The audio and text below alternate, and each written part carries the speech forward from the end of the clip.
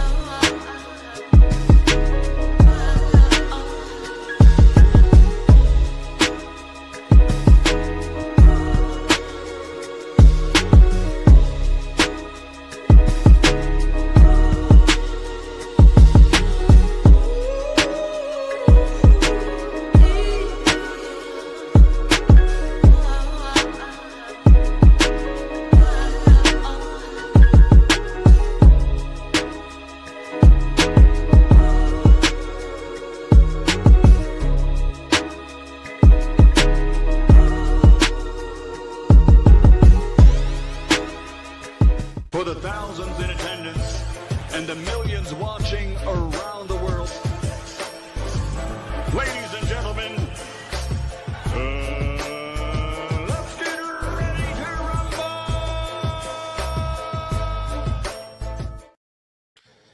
Yeah. What's going on, family? It's our boy Coach Malachi in the building. And we are back. Let me make sure we should be on point. I was just double checking, making sure everything was working. Yeah, man, the motherfucking man. Gotta make sure everything on point, fam, you know? Make sure everything on point. You know what I mean? So, you know. Shout out to doggone Daniel. Dan, what's going on, fam? Sorry for being a little late. Shout out to Daniel, man. Shout out to Jamie. Jamie, what's going on, fam? Yeah, the old boy feeling good, you know how it is. Shit. Nah, nigga be. Shout out to doggone AB Arnold Brown in the other chat. Salute to you, fam. And shout out to everybody else, man. You know, everybody rolling in slowly but surely. You know, I'm a little late, you know what I mean? But, you know, it is what it is. Yeah, man. Shout out to Akila. Akila, what's going on?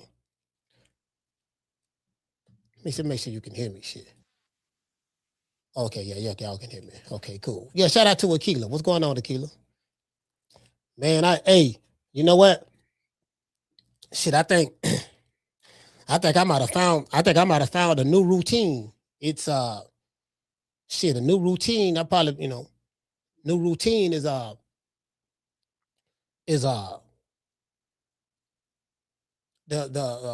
sativa dab, that sativa dab hitting, the one I got. You know what I mean? That bitch hitting right now. You know what I mean? So that right there. And then follow it up, either or, follow it up, or you do, it doesn't matter which order. And you do a half a cone, I use the large cones, right? You got the small one and the large ones. I like the, because you can buy your own cones and then roll your own weed. You know what I mean? So, yeah.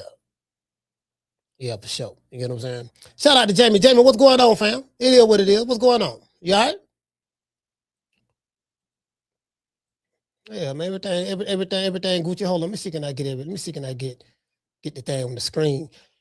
we got Daniel in this bitch. Got Chris in here. G5 the Bronx. Yeah, man, the boogie down. You know what I mean? They say the boogie down, right? Damn, hold on. I had the wrong phone on me, man. I got this phone on me. I got so much shit. Going on right now in my mind, anyways. Hey, what it say? Jamie say he great. You great? Yeah, for sure, man. It is what it is, man. Man, I've been sitting back. Hey, you know what? Hold on, who is this? He say, Coach, you up there fried off that bag. Yeah, I don't know about no bag, fam. Yeah, I don't know about no bag. I mean, you get what I'm saying? Yeah, my stuff don't come in no bag, fam. Yeah, my stuff come in containers. You know what I mean? When you get when you get your medical, your shit don't come in bags. Your stuff come in like containers. You get what I'm saying? Now, you know what? No, I'll take that back. I know what you're talking about, fam. I know what you're talking about. My bad. I know what you're talking about. Yeah. You talking about like the bag, like you know, like this the company I go to, True Lead, right? It's one of them. Like the bag, yeah. I know. I see what you say. I got you, fam. I got you. Yeah, like the bag. Now they do put it in the bag. Now you right about that. Yeah, you're right, fam. You're right. My bad. You know what I mean? My bad. You right. You right, dog. You right. He said, yeah, much love. Shout out to Marcus King. What's going on, fam? Yeah, he right, man. You know, I'm over here tripping. I'm over here tripping right now. You know what I mean? You know, shit. Yeah, man. Yeah, it is what it is. Hey, now check this out. Somebody sent me this interview, right? It was an old interview. As a matter of fact, it was actually when I was listening to it, I realized, no, this interview had to be before the T.O. fight, because they were talking about the upcoming fight with T.O. and Shakur and all that stuff there. What do you think? And, you know, they were talking about that, right? So I realized it was shot before, but Andre put it out late. See, he was supposed to jump on that. You know what I mean? But it is what it is. It's you know, it's kind of, the content kind of slow, I guess, a little bit. You know, I don't know. But you know, the timing of it, he could have put it out. Bam, bam. You know what I mean? So I was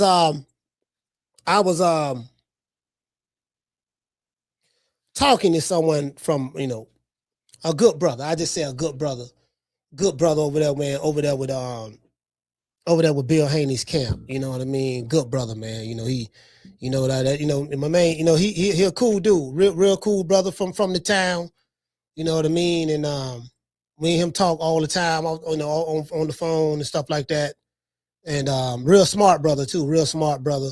We were talking the shit. And he had enlightened me on some things, you know what I mean, that I won't share. You know, I can't share that, but he had enlightened me on some things. I was like, oh, okay, that makes sense. But I remember I said, you know what? When the situation happened with the Tiger Johnson situation, I think that was like the day before the Shakur and Teofimo fight. The day before that, when the situation happened with the Tiger Johnson situation, I was like, man, you know what?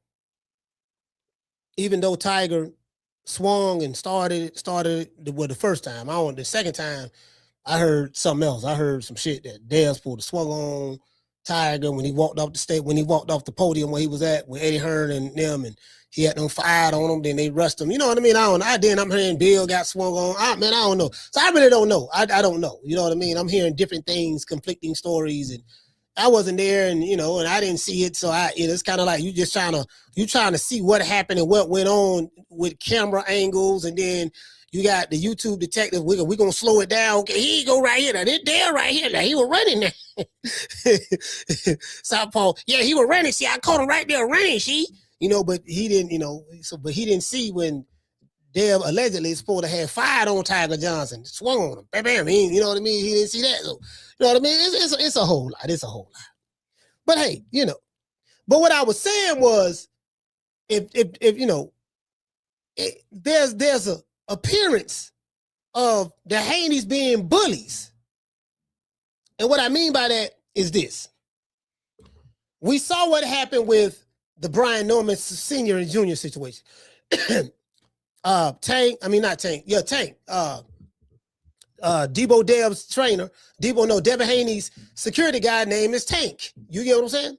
You know, and you know, because you know he's his name Tank. Now I heard he's from Georgia. He's a Georgia boy. You know what I mean? That's what I heard. Like, and who I heard it from know him. Matter of fact, he know him from Georgia. That's how I know that he's from Georgia. So Dale called him old country boy from Georgia. You know what I mean? You know, cock strong, cock diesel. You know, he cock diesel in Shango shape. You know, Deebo had, you know, and he named him Tank. Look, your name gonna be Tank.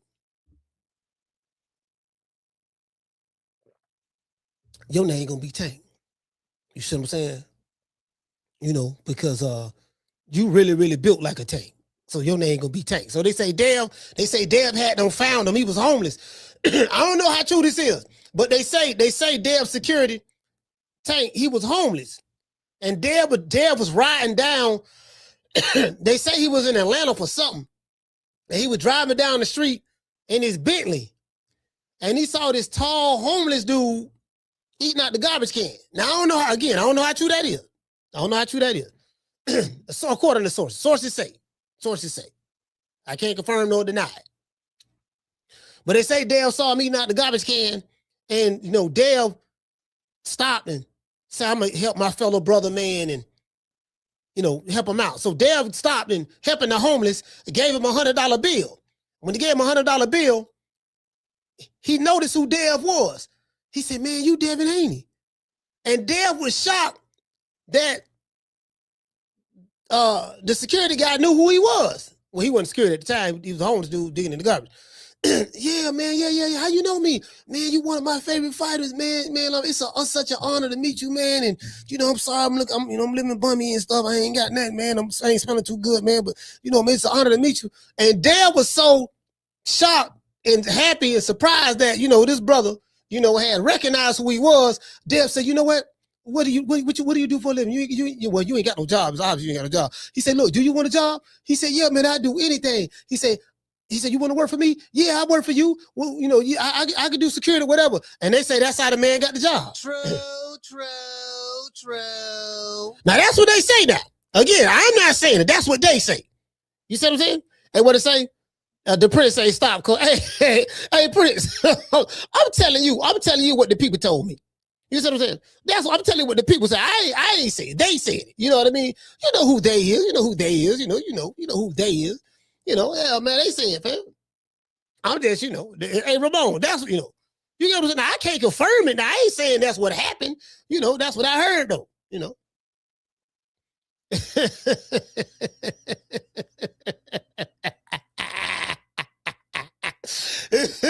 He had no foul, no picked them up. And the man was homeless. You know what I mean? You know what I mean? And so Deebo, Dev a good dude, man. So the dude pledged his life. He said, man, listen, man, for what you done for me, I promise you, I will not let you down. I will be the best security guard that you have ever had in your life. I promise you that. And we was in the jungle. And in the safari, if we was in the jungle or in the safaris of Africa, I wouldn't allow a mosquito to bite you. If we was at the park during the summertime and there was an ant bed and you accidentally stepped in the ant bed and the ants was getting ready to come out to crawl on your leg and sting you, I would not allow one ant to sting you. True. This nigga, that's one of them security guards. I'm like, you got to kill that nigga, that boy.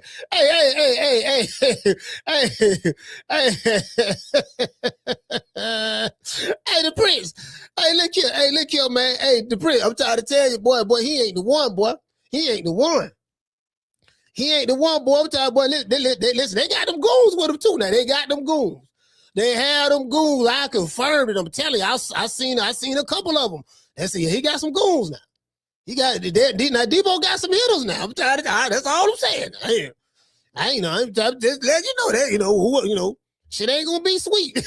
That's all I'm saying. Take it how you want to take it. It ain't gonna be sweet. That's all I'm saying.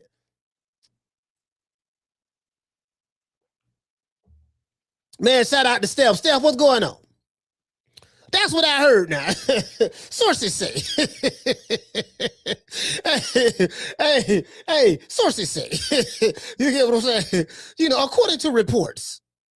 Yeah, according to report. That's how he got the job. Now, I'm looking at the interview and stuff, right? I say Bill on there popping his game. I'm laughing at Kiki Kid and shit, because I'm laughing at Kiki Kid. I said, this nigga Bill, what's so good talking ass nigga right here, boy? Boy, listen, one thing I will say, Bill got the gift of gab. He got the gift of gab. He got the gift of gab. Now, two Oakland niggas sitting down talking. Dre kind of like laid back, but he's a great interviewer. Andre Ward is by far, when it comes to doing interviews right now, In sports, I'm just gonna say in sports. I don't talk about other categories because other categories I don't know. But just in sports, he on the pound for pound list. He on the pound for pound list right now. He's on the pound for pound list. Facts. I don't even think Sergey Kovalev can argue with that. He's on the pound for pound list. He do great interviews. You know what I mean? Great interviews. Hold on, Steph. You sent me a gut emoji.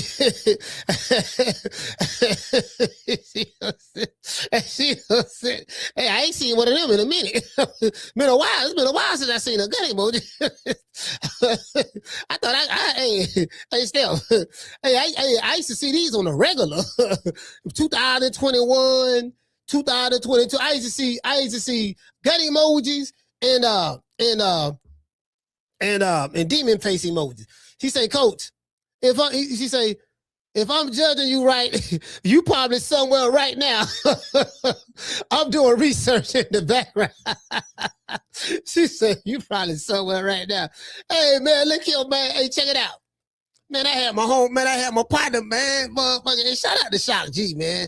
This doggone, he's a hell of a photographer. He sent me a whole bunch of photos. I was at this is 2024. Yeah, 2024. We was at I'm in LA.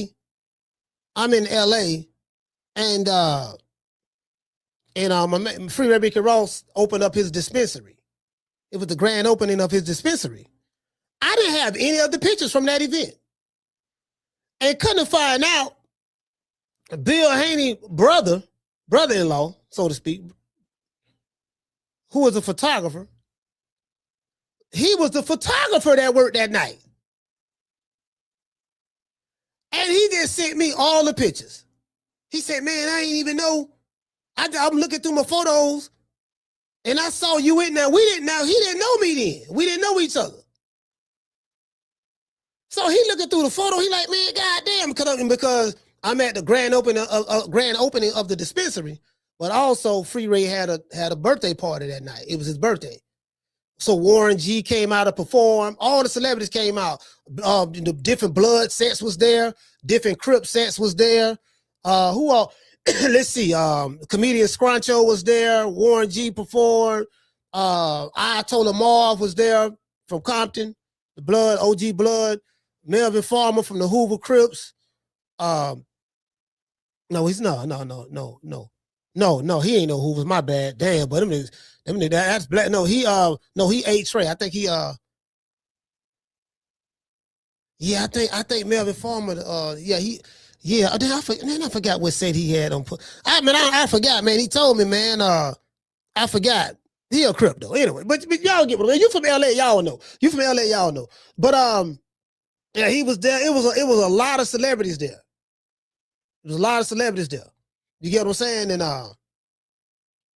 And we was taking pictures and flicking it up. You know how it is. You be at an event and everybody, it was an all-white party too. It was an all-white party. So you gonna take some pictures at an all-white party. It's something about all-white parties. Like when you got the all, man, yeah, man, I like all-white parties. Yeah, we had no flicked it up, man. It was a lot of honey dips there. Oh, it was a lot of honey dips there, man. And guess what? It wasn't no fighting or nothing. No fighting, none of that. Yeah. Yeah, man. You get what I'm saying? Yeah, no fighting, none of that. Yeah. Yeah. Hey, you know what? Hey, check this out. Hey, all jokes aside, right? Hey, this is real shit. Check this out. My main man, damn, he locked up right now. My main man from Omaha, Dave, True Grit. So when I first go to Omaha, Nebraska, right, to see Crawford fight David Avenesian, but everybody call him Avocado, but David Avenesian, right? There was a brother who subscribed to this channel. And his name True Gritter. A lot of, if you was around back then, Lisa Bell's in the chat. She I remember True Gritter. You know what I mean? Stuff like that, right? So when he found out, so we had no made the friendship because he always watched the show. So we had no connected like that on the show, right? He was like, man, you coming up when you come to Omaha, man, hit me up. And I told y'all how I ended up getting press credentials and stuff with Antonio Tarver, me, Antonio Tarver, stuff like that. So when I get to Omaha, I'm floor seat. I'm ringside. I'm ringside, right? Me, Freeway Ricky Ross, the WBO commissioner, Agent Broner, Tevin Farmer, Mickey Bay, Regis Prograde, and it was a lot of people there. The shit was sold out. So after the fight, True Gritter was like, "Hey man, coach." So he was in the audience. I'm on the floor. So he spotted me when the arena, when the fight was over. He spotted me. He said, "Coach, man, what's up?" And guess what? It was like 5 people who knew who I was, who watched this show, and and when they saw me, we took pictures and stuff. They're like, "Man, I be watching your show all the time." Bam, right?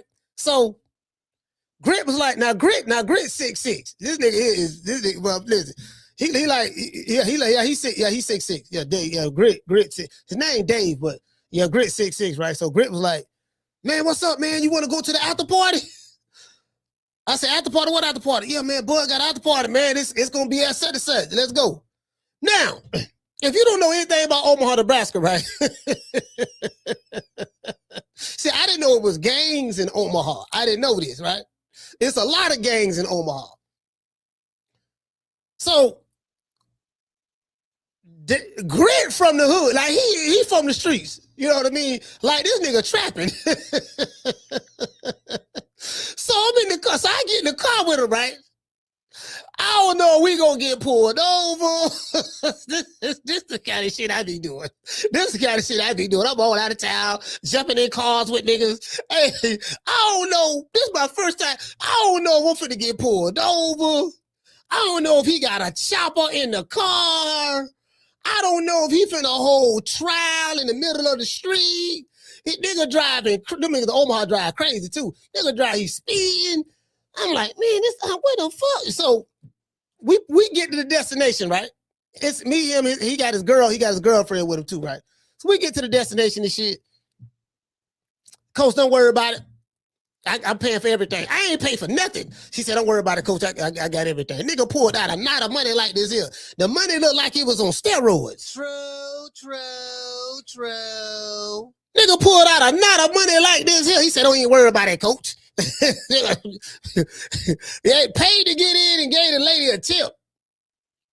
I'm in this, bro. This is a whole, bro, fam. When I say this is a hood spot, I don't know where that spot was at. It looked like it was at a garage or something, right? I'm talking about a hood. So I'm talking about ratchet on top of ratchet, hood on top of hood. I said, okay, bro, nigga, I'm seeing gangbangers, killers, gangsters, just sitting. I'm sitting walking, and I walk around this bit by myself. We at the thing. He said, "Coach, what's up? You want something to drink?" Bro, this bitch was packed. I'm talking about you, bro. It was shoulder to shoulder in there.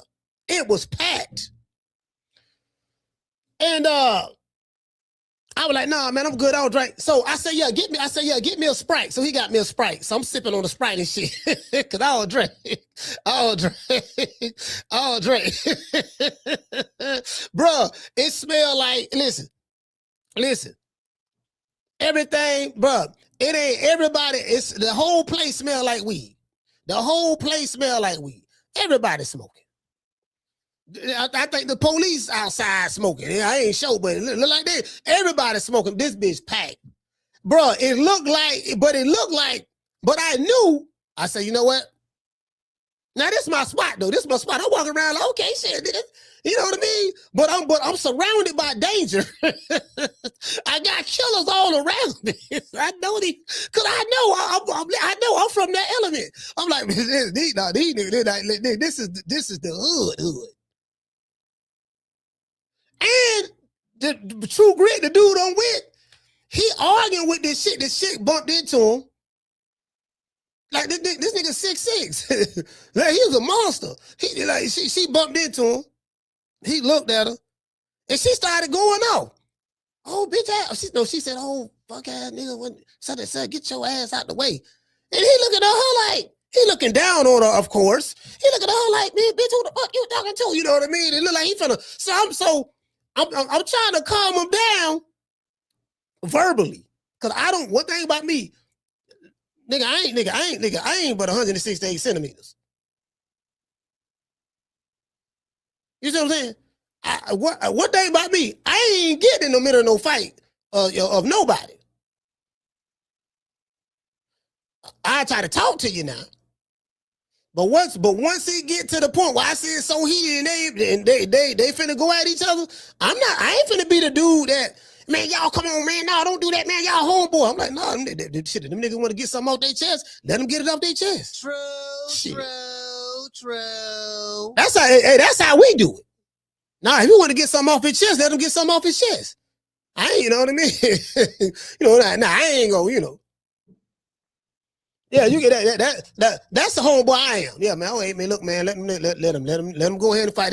Shit ain't gonna last about a couple minutes anyway. They're gonna be tired. They're gonna be tired in about a couple minutes any goddamn way. So just let them go ahead and wrestle a little bit and tussle and do what they gonna do. Get that shit off their chest and just move on. To this day. Yeah, I ain't breaking up no fight now.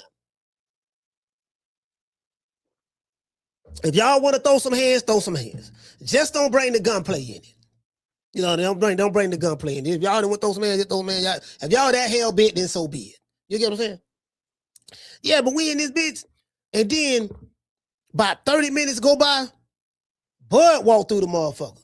So it's Bud, his nephew Trey, who's always with him, Shakur Stevenson, and I think Wayne, his security Wayne, white boy Wayne.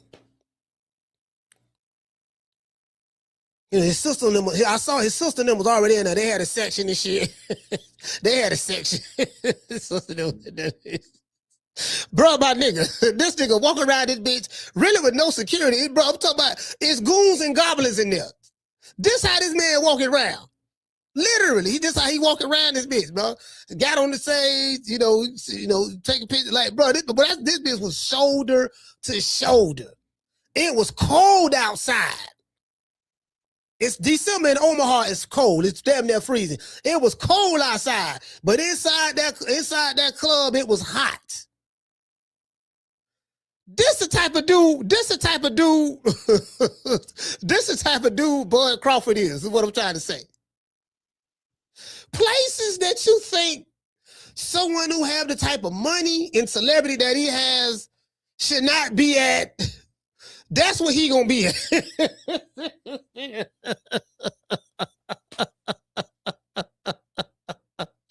The devil said he get respect. He gonna be there. Where he gonna be at? Yeah, dog. Virginia, the same shit. Who's in Norfolk? Same shit. Like that. You know what I mean? Because he don't give off like he's a regular guy. He don't give off that celebrity type energy. When you're around him, you don't get celebrity. You know he known, he's famous, but he's not a celebrity. If it makes sense. He's famous, you know, but he's not a celebrity. What I mean by that, not a celebrity, I mean a celebrity attitude is what I'm trying to say. Of course, he's a celebrity in the definition of the word, but I'm saying he doesn't have the celebrity attitude or the celebrity mentality. You know, like a sense of entitlement. I'm better than you. You know what I mean? Looking down and pompous. You know, he not like that. Like he's just a regular guy. True. You get what I'm saying? Anyways. Let's get into this goddamn show. Let's get into the show. Anyway, now, Bill Haney tells Andre Ward both Shakur Stevenson and Keyshawn Davis can get it. What will they do? Now, a little bird told me from the WBO, that it brings to mind. Because I'm starting to see some stuff from Devin Haney fans, and we know the Devin Haney fans, y'all. Some of y'all can be very radical. Some of y'all can be very radical, boy. I call y'all Haney maniacs. The Haney maniacs.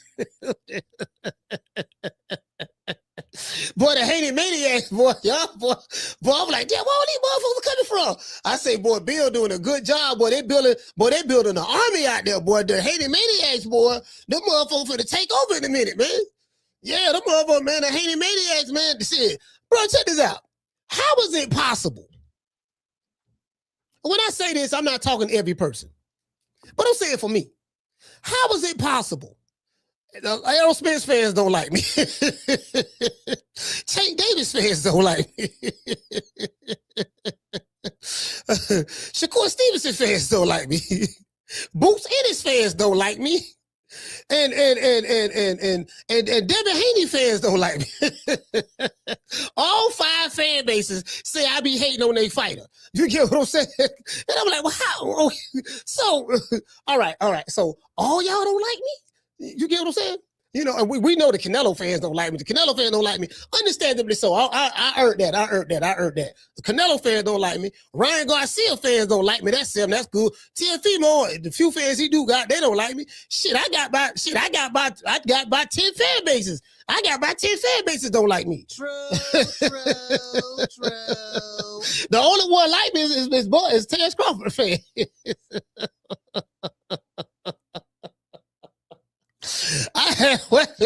Them the only ones, boy. Them the only ones. Them the only ones, dog. I ain't did that. So, all right, so this is what I want to do. To all of the fan bases that I just mentioned that don't like me, what is it, that Coach Malachi can do to atone for the wrongs that I've done in the past in order to win you guys back over and and bring you back to this side? True.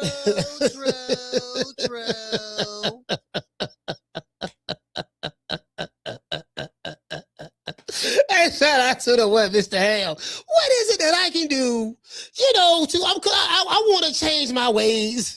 I want to be a little bit more nicer. I want to be a little bit less sarcastic.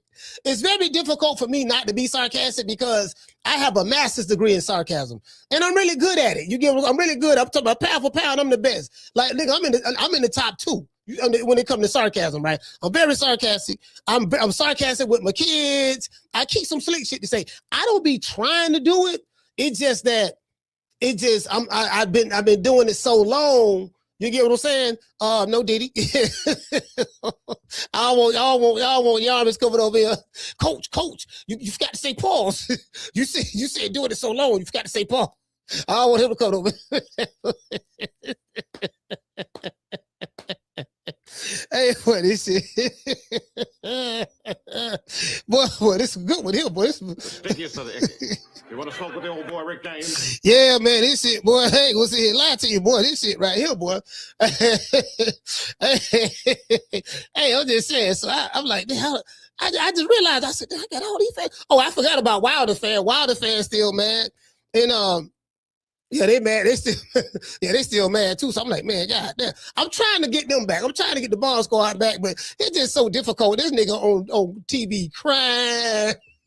Snot coming out his nose. He got whole problems. He talking about Tyson Fury gave him PTSD.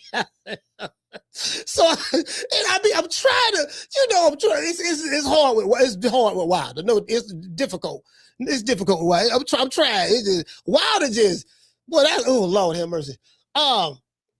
Yeah, the Charlo fans, the few fans they do have, Jamel Charlo, they don't like me. So I think it's safe to say, a lot of your popular fighters who y'all like a lot, they really don't dig me too tough, and I'm cool with that. True. That means I'm doing my job. That means I'm doing my job. That's what it means. That means I'm doing my job. That's what that means. You get what I'm saying? Yeah, that's what that means. They don't jump out the window though, because they know they're like, yeah, this nigga here battle tested, man. Coach ready, nigga. I got the ski mask right there. I got the stick. What a Pum 3. I got the Pum 3000 around that bitch somewhere. It's close.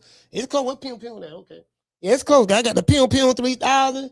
Shit, they don't play with me. Anyway, in a recent interview with Andre Ward, Bill Haney spoke about his life growing up in the mean streets of Oakland, California, deep East Oakland, doing fed time in prison, FBOP, at 22 years old, and how Devin Haney started boxing.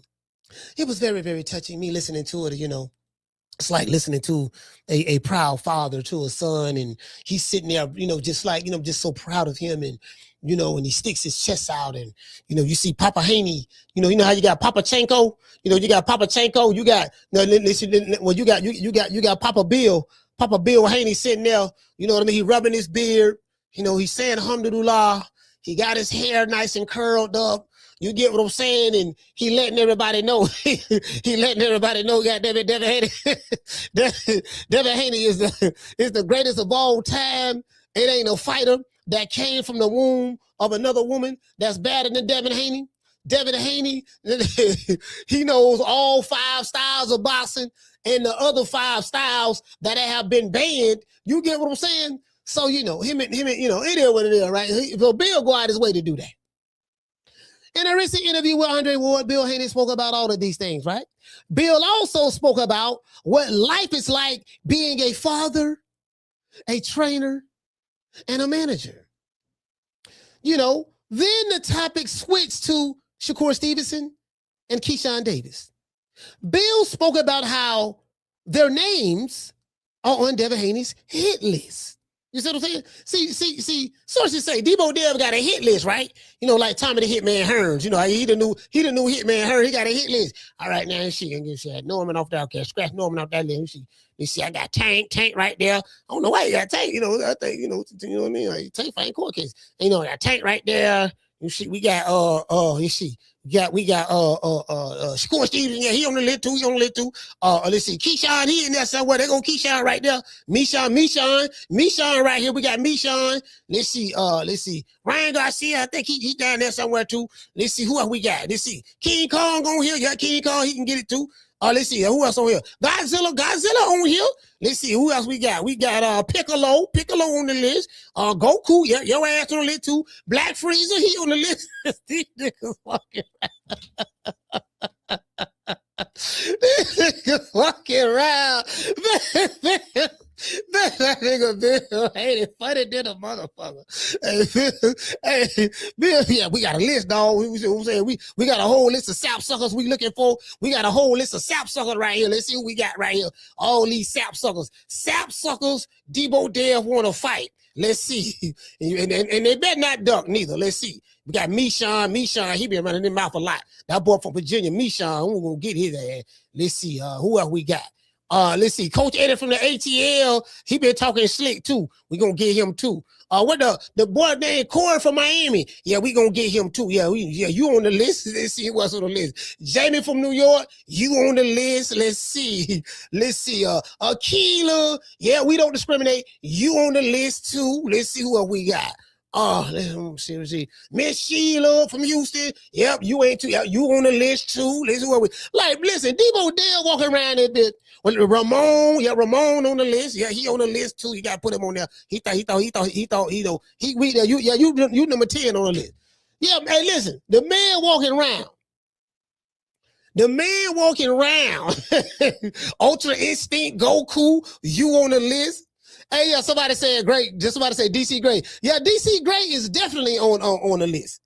Yeah, they definitely got DC Gray on the list.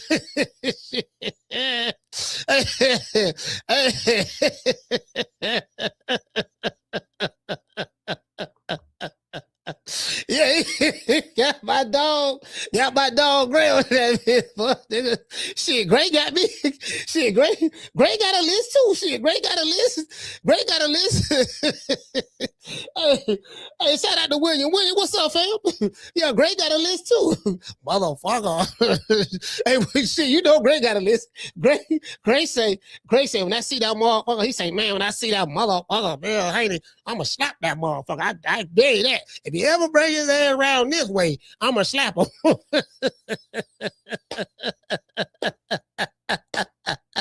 Gray got Bill on the list. Gray got a list and it got one name on it. Bill Haney.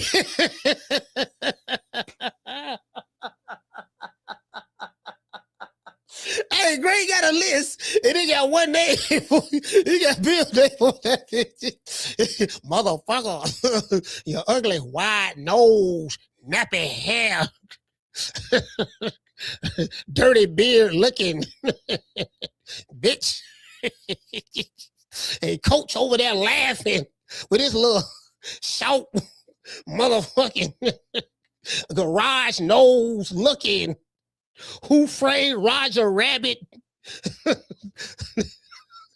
looking possum face. Key, nigga, always. Bro, like, Gray had these long, and he be cursing you out. And the man be cursing you out and be using all of these adjectives.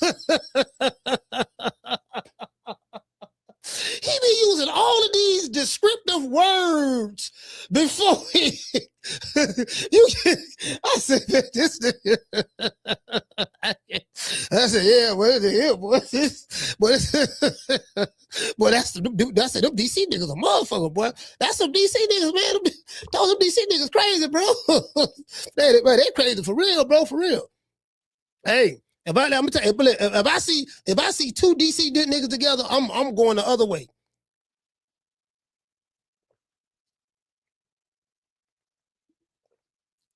Like for real, I'm going the other way, man. Shit, man. Yeah, man. Hey, anyway, I told y'all, Gray tried to shake me down, man. Nigga tried to shake me down. I want to send him a couple of dollars, but I'm like, that shit might be interpreted the wrong way. Now that I think about it, niggas gonna be thinking they put down. Y'all put down on that nigga, dog. I made him cough up. You know how we do it. We gonna put yeast on it. You can give a dude $100, he gonna make it look like you gave him 1,000. Yeah, I told that whole ass, yeah, nigga, you want to come to DC? If you want to come to DC, nigga, you got to pay up. Run me my money. You get what I'm saying? You run me my money. You got to pay up. You know what I mean? I ain't gonna let nobody fuck with you, nigga. Just send me that. Hey, girl, you 72, man. You know, if I wanted some security, I think I could do better than getting with you. I think I could do a little bit better. You know what I mean? Great. You get what I'm saying? Like, God damn, you kind of expensive to be 72. Like what you, like, how you gonna protect me? Like,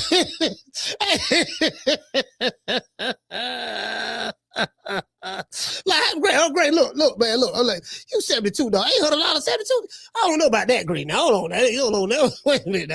I was born during the daytime, not. I was born that night, not last night, Green. That's too much goddamn money, fam.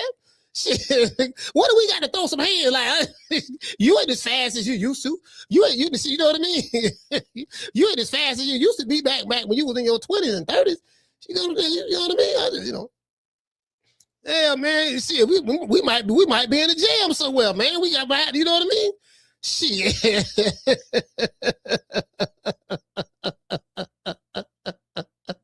We might be in the jam. We might have to get up out of there or something. You get what I'm saying? I need all hands on deck. You know what I mean? I'm gonna be in a local hood near you. Hey, I'm gonna be in a local hood near you now. I ain't gonna lie. Shit. Hey, but yeah, hey. Hey, I'm telling y'all, these dudes, I'm telling you, these niggas ain't going in the spots I be at. They ain't going. They ain't finna go over there. They gonna be too scared. They gonna be like, yeah, them niggas ain't built like they ain't built like that. Anyway, yeah, man, it is what it is.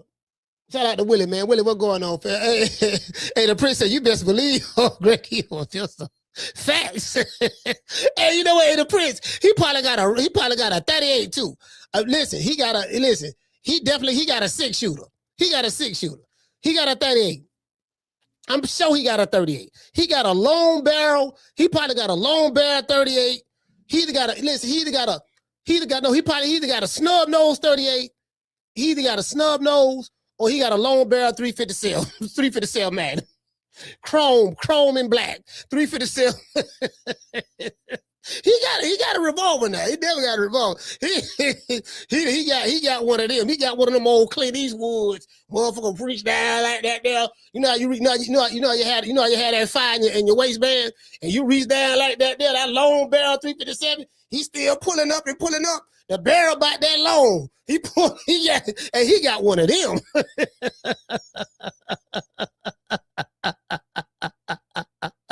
Hey, he got one of them. He got one of them, boy. Yeah, I'm sure of that. If I was a betting man, he got one of them.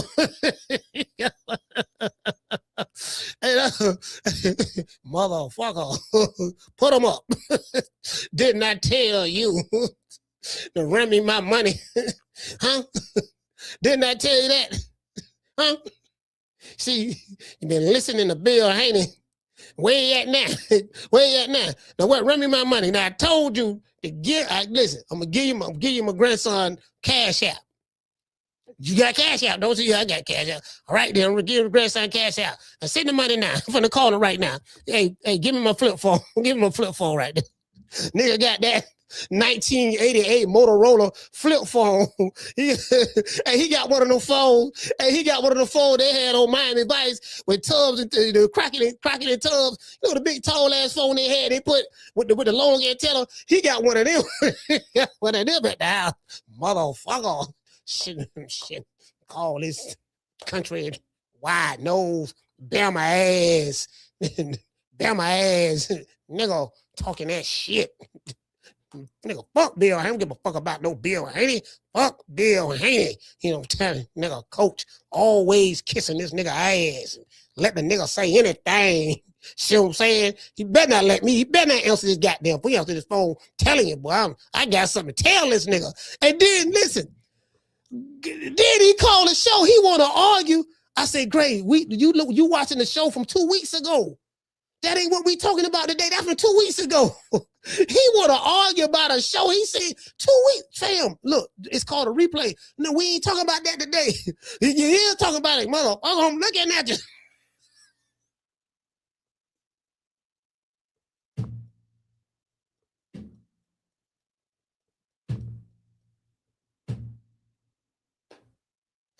We argue about a show from 2 weeks ago.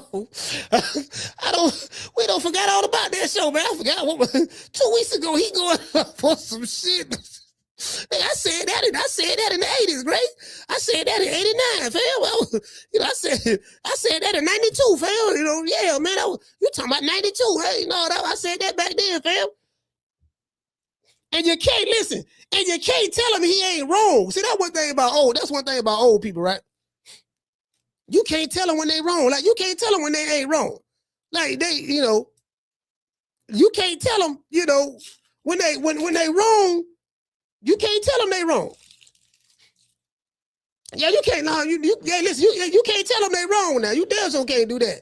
You can't tell them they wrong. You might run try to tell them they wrong, man. Be like, yeah, you know, that's why I'd be like, yeah, you got it, man. If y'all ever hear me say, yeah, you got it. Yeah, you got it, big dog. You got it. I'm done. If you ever hear me say that, I have come to the conclusion that this is a fruitless conversation. You know, there's no need to go any further. You get what I'm saying? I don't tap out at this point. You got it. I'm giving it to you. You listen. You giving it to you. I don't have dudes that I said, all right, man. And I said, no, you got it, big dog. You got it. No, nigga, no. Don't be saying I got it just because I got it. I know I got it. No, you know. And I'm like, fam, I'm giving it to you, dog. You got it. You know, you got it. You got it, big dog. You win. No. You just saying that because you know I'm right, and you don't want to argue the points. And I'm like, what the? Motherfucker want to argue, fam. Look, fam, look, I'm giving it to you. I concede. You got it. No, no. Hey, listen. Women to do that too. Women to do that too. Now, you ever been in a relationship with a woman, and it's at a point of y'all might be having an argument about something, and then you be like, you know what, man, fuck it. Okay, yeah. All right, babe, whatever you say, whatever, right? Nah, you just saying that. You just saying that, and you really don't mean it. And it's like, okay, you got it. You trying to give them the victory. They don't want it. Women do that shit too. So women do that shit. Motherfucker, they want to argue, fam. Motherfucker want to argue, dog. I'm like, man, I don't like to argue. That's me. I really don't like. I don't like arguing, dog. I'm gonna get my point across. It's real simple. We can agree to disagree. You feel this way. I feel that way. I'm perfectly fine with that. Let bygones be bygones. I ain't got that. I'm not the arguing type, though. Anyway, so what was that? Okay, anyway. Okay, Bill also spoke about his life being a father, training, and manager and all that stuff, that right. Then the topic ended up switching to Shakur Stevenson and Keyshawn Davis. Also, Bill also spoke about how their names are on the list. So when it came to what he said to Andre Ward, and this is kind of like, I mean, it's a pretty good interview. You know what I mean? But what he said to Dre is that Shakur Stevenson would be easy work for Devin Haney. I'm like, okay, well, Bill Haney, hold on. I'm like, well, I mean, that's Bill Haney's entitled to his opinion, and that's how he feel. Of course, Devin Haney and Shakur Stevenson, I would say their base styles are very similar. Counterpunchers, defense first. Both of them have dominant jabs. I would say Shakur is faster and quicker than Devin. I would definitely say that. Yeah, he's faster and quicker. Those twitch muscles. He has those twitch muscles. That motherfucker got cat-like reflexes. Devin Haney's fast, but he don't have cat-like reflexes. Me personally, I disagree with Bill on that. I don't think, you know what I mean? I figured they will probably try to use the long jab, you know what I mean? Stabs to the body and keep the distance with the jab, you know what I mean? I'm pretty sure that's what he's going to try. I don't know if that'll work with Shakur. You know what I mean? So, but I don't know. You know what I mean? Bill Haney is a hell of a matchmaker. He said they'll beat Shakur Stevenson. They'll make it a little easier than they did with Lomachenko.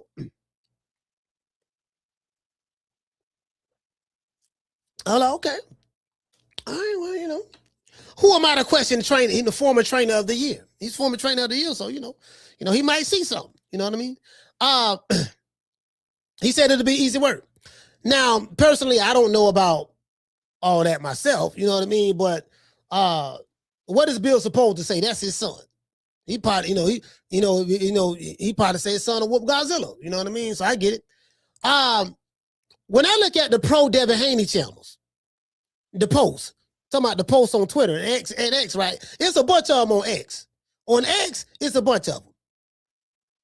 When I look at a lot of the posts online, Deebo Devin Haney fans feel that Keyshawn Davis and Shakur Stevenson are scared to death of Deebo Devin Haney, and they really don't want to fight. Some Devin Haney fans even use the term clout chasing when it comes to Shakur and Keyshawn. And I thought they were kind of tripping at first. I'm not gonna lie. I thought I'm looking on Twitter on X, the application formerly known as Twitter. I said, man, these goddamn Haney maniacs now, they just getting outrageous right now. Cause they online, they heavy now.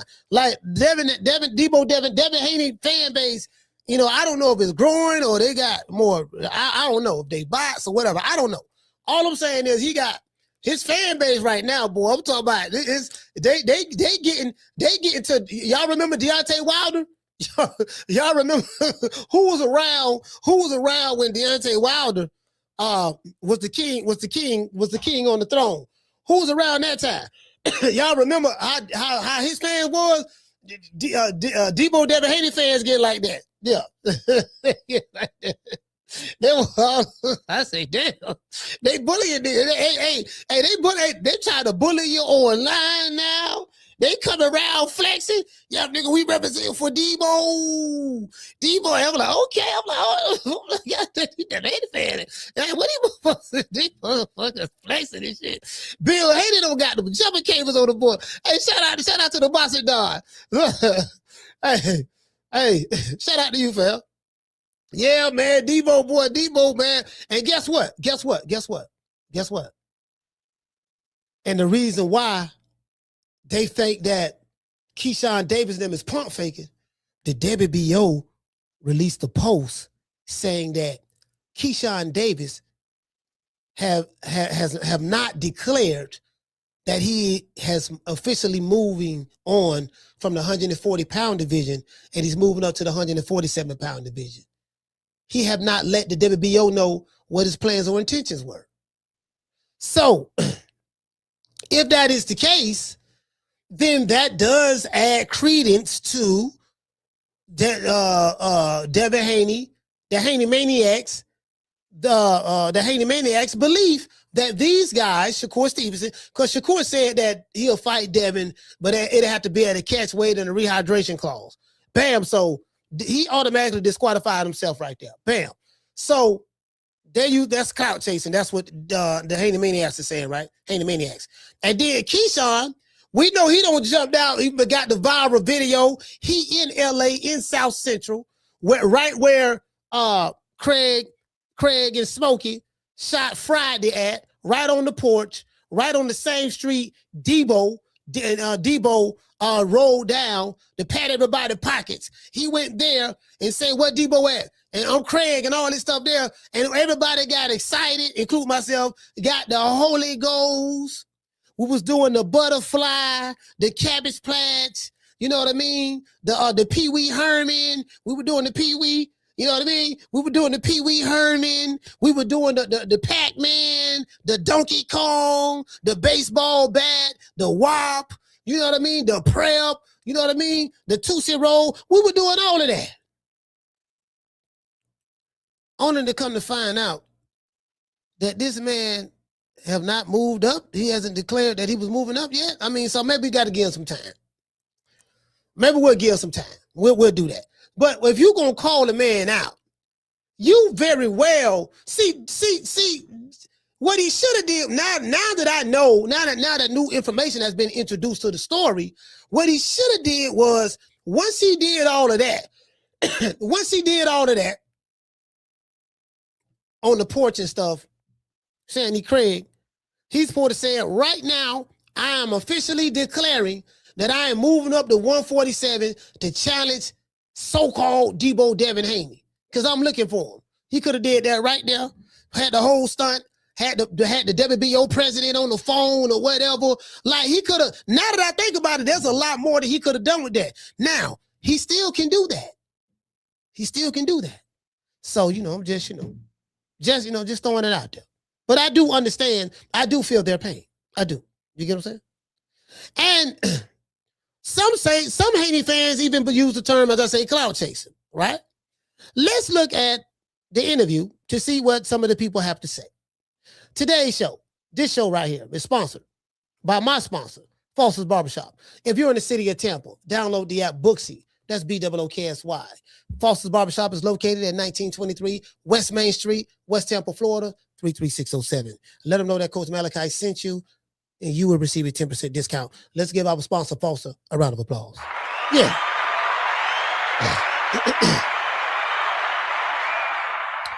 Yeah, man. Yeah. It is what it is. It is what it is. Hold on. Matter of fact, hold on. We're doing like this here. You dig? Say that right there. Yeah, man, it is what it is, man. Listen, man, I really appreciate y'all. We are here today. We are going to look at this interview. But before we get into the interview, I want to dedicate this show to the hood. I want to thank the whole hood who came out here. I love y'all. I did this for the hood. Y'all know I beat that boy. I ain't gonna lie to you, man. I'm feeling kind of good right now. I'm feeling kind of good right now. I ain't gonna say a lie to you, but I'm feeling kind of good right now. I am feeling good right now. You know what I'm saying? So, you know, it is what it is. Let's go over here to this interview, man. Hold on, where is that? Oh, here you go right here. You know what I realized? Like I said before in the beginning of the show, you got two dudes from Oakland. I think Andre Ward said he from North Oakland. Bill said I'm from Deep East Oakland. And according to Bill, Deep East Oakland is where all the real players in Max originate from. I haven't really heard anybody say much about North Oakland. Haven't heard anybody say much about West Oakland. I haven't heard anybody say much about the southern part of Oakland. But I've always heard about East Oakland. I wonder why. True. I wonder why. You get what I'm saying? I wonder why. Why, you know what I mean? Like, why, you know, why? I don't hit nothing from nobody else. You get what I'm saying? Hey, what it say? School don't say that Haney Maniacs make fans of Dev dislike him. Hey, he said that Haney Maniacs. hey, boy, the Haney.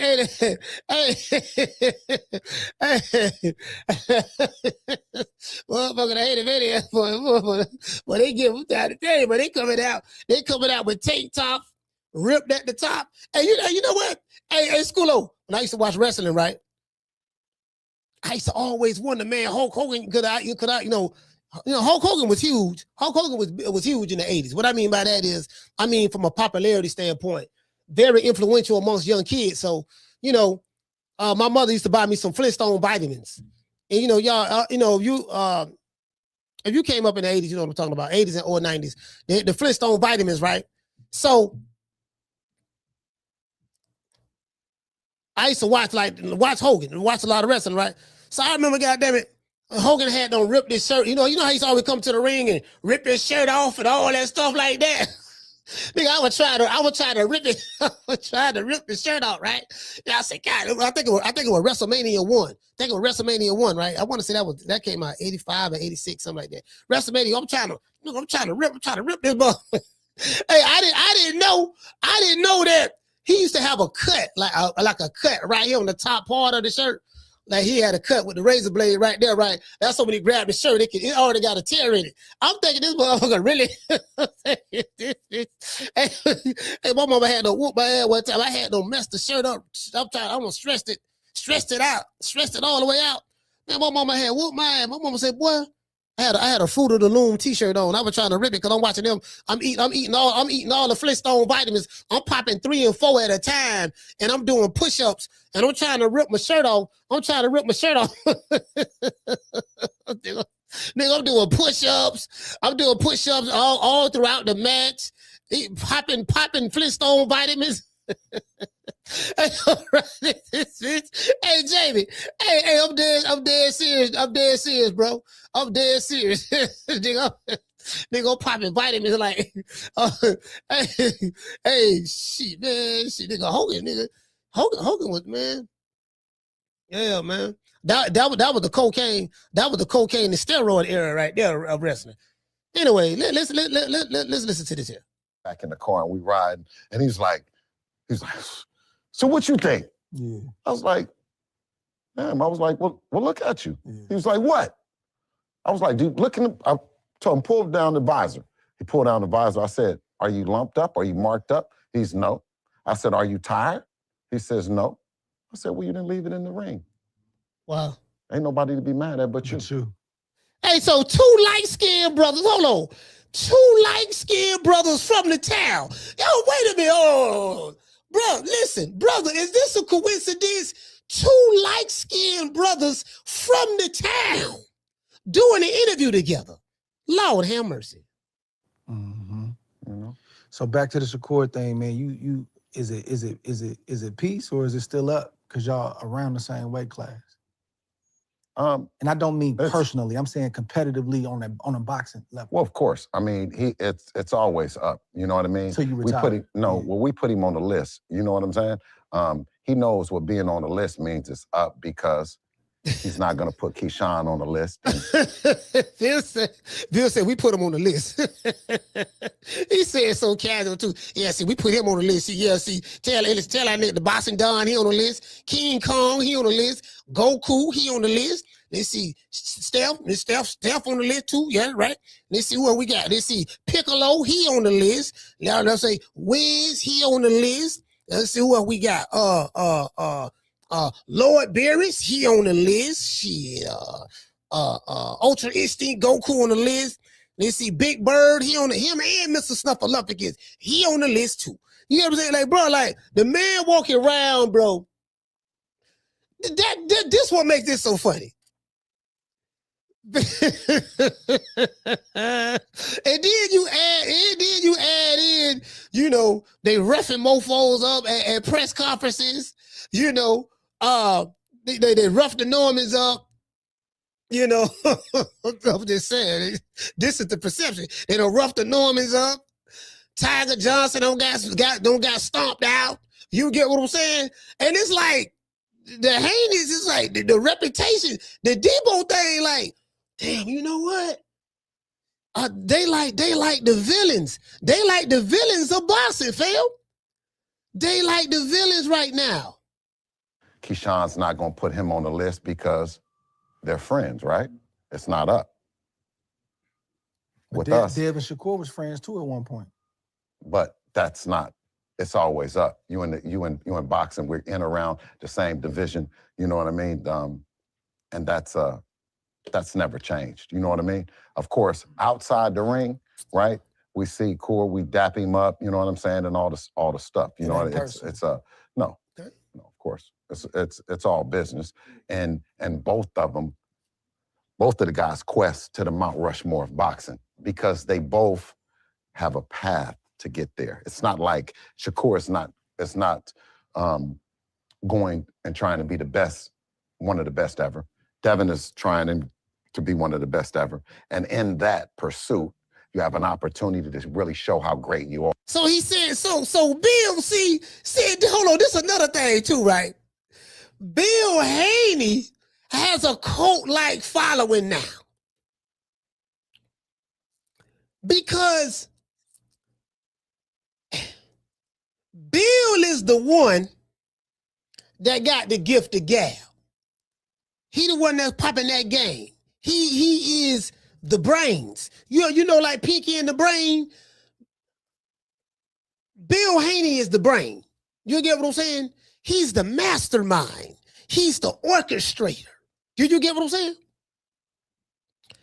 So he's the mastermind, the orchestrator. He is the one who deeps into, he's the one that digs deep within the deep within the triple darkness of the mind of thought. He digs deep into the triple darkness of thought, and he pulls out ideas, and he goes about these things in unorthodox ways, right? Now, some people just say, "Oh man, damn all that. He's a bullshit artist." Some people say he's the bullshit artist. Some people say, and that very well might be true. You know what I mean? I can't confirm nor deny that. You know what I mean? But some people say he's a very, very smart man. He's very brilliant. Now I do attest to that. He's smarter than the motherfucker. Tell you, he's smarter than the motherfucker. I'm tell you now, smarter than the mother. You get what I'm saying? So, you know, you feel me? And you know, that's what that is. Mm-hmm. How you looking at this fight Saturday? Extremely competitive. I think there'll be times where.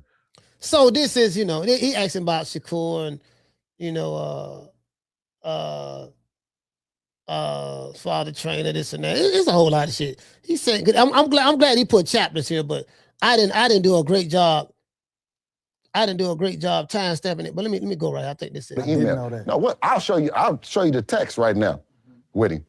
You know what I'm saying? He'll run a smear campaign. No offense, Top Rank. We do business. Golden Boy, they'll run their smear campaign. And the other product, you see Eddie, he's out there smearing as much as he possibly can. Is he?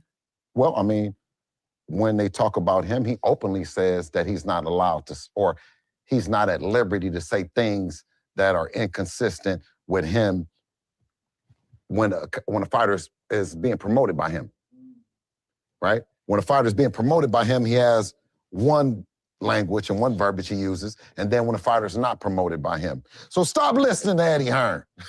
Promoters, they politic. Promoters in politics, exactly. I'm saying they politic, yeah. Absolutely, yeah. But there's only one man in boxing that has an allegiance to the people.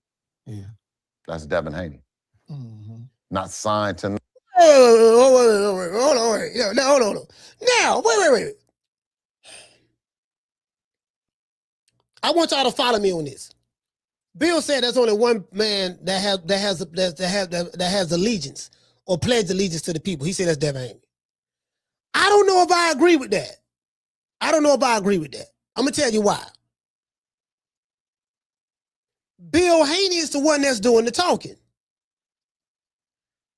And I know what you're saying. Well, Bill Haney represents Dev. Yeah and no. Yes and no. Bill Haney is the one that is the brains behind it. He's going to make decisions that's going to put his son in the best position possible the way he see fit. I don't know if people are looking at Dev as being grounded or what he said for the people when it's his father is the one that's doing it. It's like, if he would have said Bill Haney is more for the people, I could be like, okay, yeah, because Bill be out there mingling with the people like that. You get what I'm saying? He be out there mingling with the people like that. He's establishing that. I don't know if Bill can establish that for Devin. Devin would have to be the one that's kind of like, do you get what I'm saying? You get what I'm saying? So I hear what he's saying, but I'm like, I don't know about that. Because I know when Mike Tyson was boxing, Mike Tyson was for the people. How I know? He used to be out there with him. You'll see Mike got them in the Liberty City shooting dice in Carroll City with convertible Burt. Or you'll see him in New York some goddamn well. Walking through Brooklyn by himself. And ain't nobody gonna rob him. Ain't nobody gonna do nothing to him. Ali used to walk amongst the people. I don't know. You get what I'm saying? I don't know. Bill, now I would probably say more Bill. Now Bill Haney walks amongst the people. I would probably say more Bill Haney than anything. I'm just saying me. You get what I'm saying? But anyways. Not anyone, right? When the check comes, it goes to him. It don't go to no promoter. It don't go to no manager. It goes to Devin Haney. He talks to Turkey. He talks to Dr. Rakan, right? And he already let him know. There's the list. While others, they hide behind the promoter. They say, well, the promoter is talking, or they say the manager is talking, or they say this, or they say that, the lawyer or whatever. I think that he's the only one that's changed that way of looking at boxing, of you needing a promoter or you needing that voice. I don't need to know any other names that's on the list unless you want to share that, but how many names are on the list? Drake said, how many on the list, man? Let's cut the shit. How many names on the list? How many, who you got on the list, dog? This to get to the, yeah, hey, now listen, Andre Ward sitting back, got his hand on the chin, he just listening. A great interviewer always listens. When you interview, especially face-to-face, when you interview, you listen. Now, it has to be a point in time where if a motherfucker just rambling, going on and on, because you have a motherfucker run the clock on you in the interview. You can't let him run the clock on you neither. You get what I'm saying? What I mean by that is like a Bill Haney, he'll run the clock on you. You ask him a question, DC Gray will run the clock on you. One question will lead to a 20-minute answer. You get what I'm saying? So you can't let a motherfucker run the clock on you. You listen. Once you get to what you're looking for, then sometimes you may ask the question they don't like, and then you redirect. So it may be something that's uncomfortable to them, and then you redirect, go to something else. And then when you go to something else, then you circle back on that question you had to redirect from, but you ask it in a different way. Did you get what I'm saying? So Andre Ward, he good. Real names. Solid, viable options. You know how many names? Does anybody know how many names it is? I think it's about 10 on there. You know, it's about 10. It's the first time in history a fighter then came out and put all the names on a list. Now, Bill, he asked Bill a direct question. Bill gonna answer the question, but he said all the other stuff in the lead up to answering the question. Instead of Bill just saying, "Oh, that's easy." Big Bird, Snuffleupagus, the Cookie Monster, Bert and Ernie, Count Dracula, Winnie the Pooh, Tickle Me Elmo, Mojo Jojo. Instead of him just saying that, Bill funny to the motherfucker. I'm surprised that you don't know it. I know that I think Tank is at the top of it. Maybe Shakur is next, Jerron Ennis. Now, he said valuable options. How is Tank a valuable option? Like, I don't get that. I really don't get that. How? That man ain't fighting nobody. Like, he ain't fighting Shakur. He ain't moving up to fight Devin Haney. He ain't doing none of that. We all know that. So, like, how you got Tank name on there? Hey. I think Connor Ben might be on there towards the bottom. You know what I mean? Because he was at 68 with Eubank. Ryan Garcia is number 10. You know what I mean? Because we need to, he needs to get himself together a little bit. You know what I mean? I know Brian Norman was on there. Keyshawn Davis. Yeah, man, Keyshawn Davis is on there too. He can get it too. Like right now? Man, listen, I go on my email. He'd be playing though. No, he'd be playing. I've texted. He didn't even have to. No. Keyshawn, you didn't have to fight this guy that you fighting right now. You could be fighting Devin next. Now, I want y'all to take into mind, this interview was done prior to the Teofimo Lopez fight. So just take that into consideration. Right. Yeah. You know that, right? I'll show the email. Didn't know that. No, what? I'll show you the text right now with him. You know what I'm saying? Because with our game, it's DTC, man, direct to consumer, man. You dig? Yeah, that's a marketing term, direct to consumer.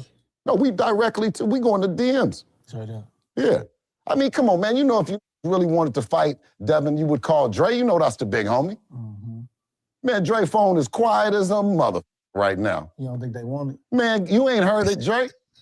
You ain't heard nobody. Hey, you see how smooth? Listen, this nigga Andre Ward smooth. So he said, you don't think they want it? And then he got, cause Bill Haney,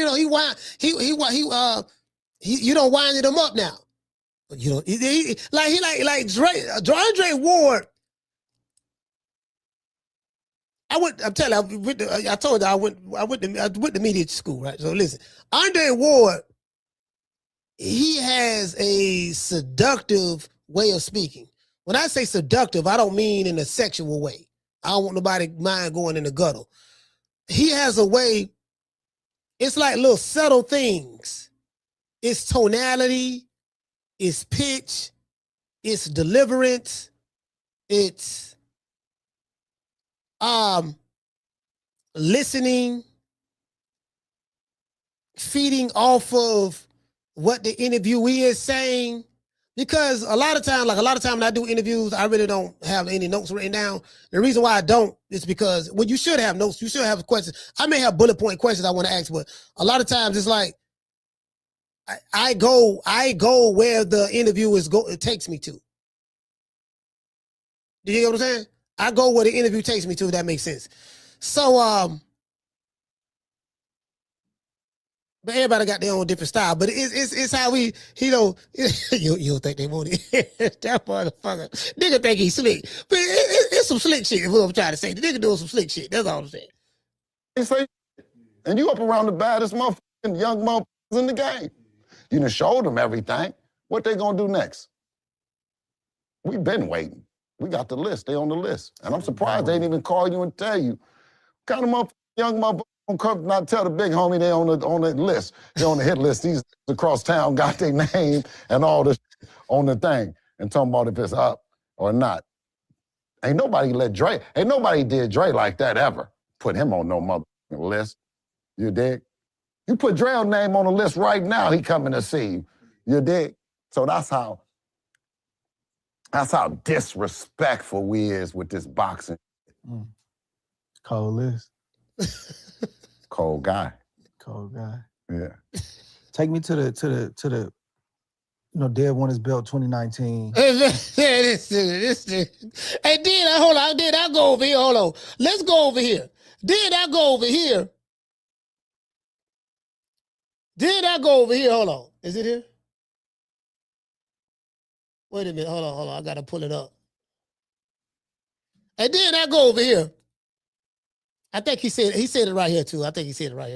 Keyshawn Davis is on there, too. He can get it, too. Like right now? I mean, come on, man. You know, if you really wanted to fight Devin, you would call Dre. You know that's the big homie. How many names are on the list? Solid, viable options. Yes, about 10. I think Tank is at the top of it. Maybe Shakur is next. Jerron Ennis. I think Connor Ben might be on there towards the bottom. You know what I mean? Ryan Garcia is number 10. Brian Norman was on there. Keyshawn Davis. Yeah, man, Keyshawn Davis is on there, too. He can get it, too. Like right now? Man, listen, I go in my email. He'd be playing, though. Keyshawn, you know you didn't have to fight this guy that you fighting right now. You know you could be fighting Devin next, right? You know that, right? I'll show the email. Didn't know that. I'll show you the text right now, Witty. You know, because with our game, it's DTC, man, direct to consumer, man. You did? No, we going to DMs. I mean, come on, man. You know if you really wanted to fight Devin, you would call Dre. You know that's the big homie. Man, Dre phone is quiet as a mother. He sit back. Hey, Dre Ward sit back. He got his head on his chin. He rubbing his face like this. He told us some,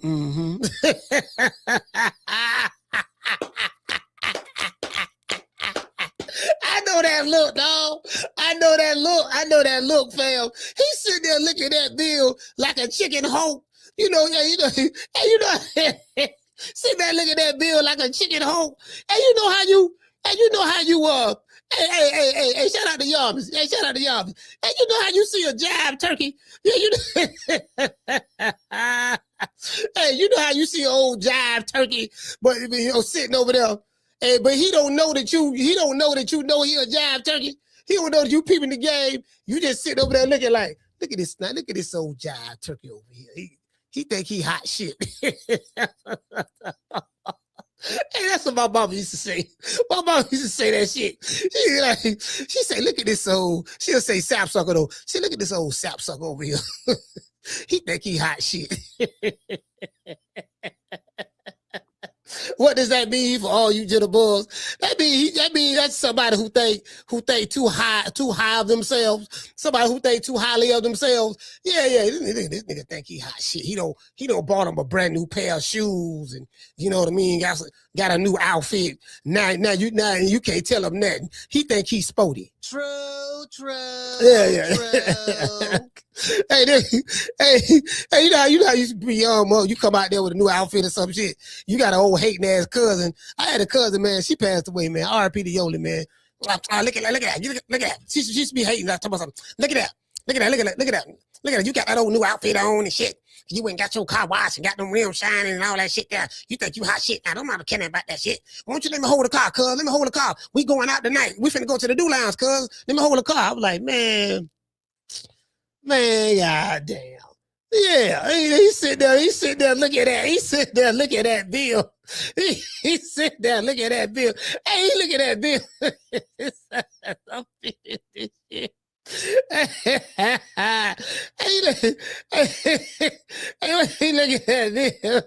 Hey, look at that bill like this. Hey, who was you, pimp? Hey, what the fuck? Get your motherfucker. Hey, that nigga squeezing me. Get that freak ass nigga up. You ain't hear my nigga say back the fuck up, dude?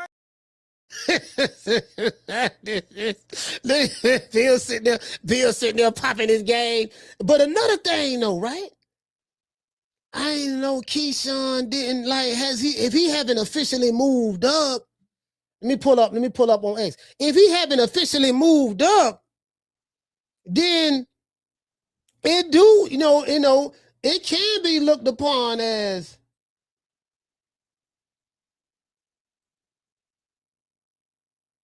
if he haven't officially moved up. I see Oscar De La Hoya made a clap back. Going off on Zufa. I'm like, man, hey, I'm like, Oscar, nigga, it's over. I was laughing, right? Because Dana White said, man, he's suing his fighter is suing him. He said, man, look, man, he going down with the ship. The ship sinking, and he's still talking shit. It's obvious it's over with. I'm like, the ship sinking. Yeah. Yeah, Dana White, we care nothing about you. You mean boxing no good. You're terrible. You're a terrible promoter. Look at you. You do garbage shows. Who cares that you got billions of dollars from Paramount and you got a great network? Who cares if you got a whole lot of money and you're gonna keep doing stuff consistently and all this stuff that's gonna take that? Who cares? Nobody, bro, like, fam. I'm like, you the last nigga that should be talking, fam. You ain't got no financial backing. You owe motherfuckers in California. You owe the landlord $23 million on back rent. You ain't paid in LA. You talk about, yeah, Dana White got his fighter suing him. They suing him on the UFC. Well, goddamn it, your fighter suing you. The same shit you talking about that's going on with Dana. Fam, look at you, fam.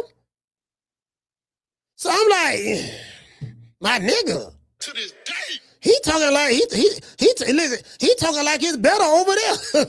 I'm like, fam, my nigga, he got a lot of money backing him now, dog. You on the other hand, you know what I mean? Shit, and you getting sued by your fighter. Two Mexican Americans suing each other. Shout out to Mr. Tomato Can. Your fighter suing you to get out of the contract. You countersue your fighter. And the manager talking about they're trying to do backdoor deals behind your back. Oscar on that scutterbutter again. That's how you lost your fighters to Al Heyman the last time. You was on that scutterbutter. And it looked like he back on it again. Again, allegedly. I don't know. He might be back on that scutterbutter. You can tell. This how you know when somebody on scutterbutter. When their behavior is erratic. When they display, see, that's one telltale trait of someone that's snorting that raw. That's what we used to call it back in the day. Yeah, he on that raw.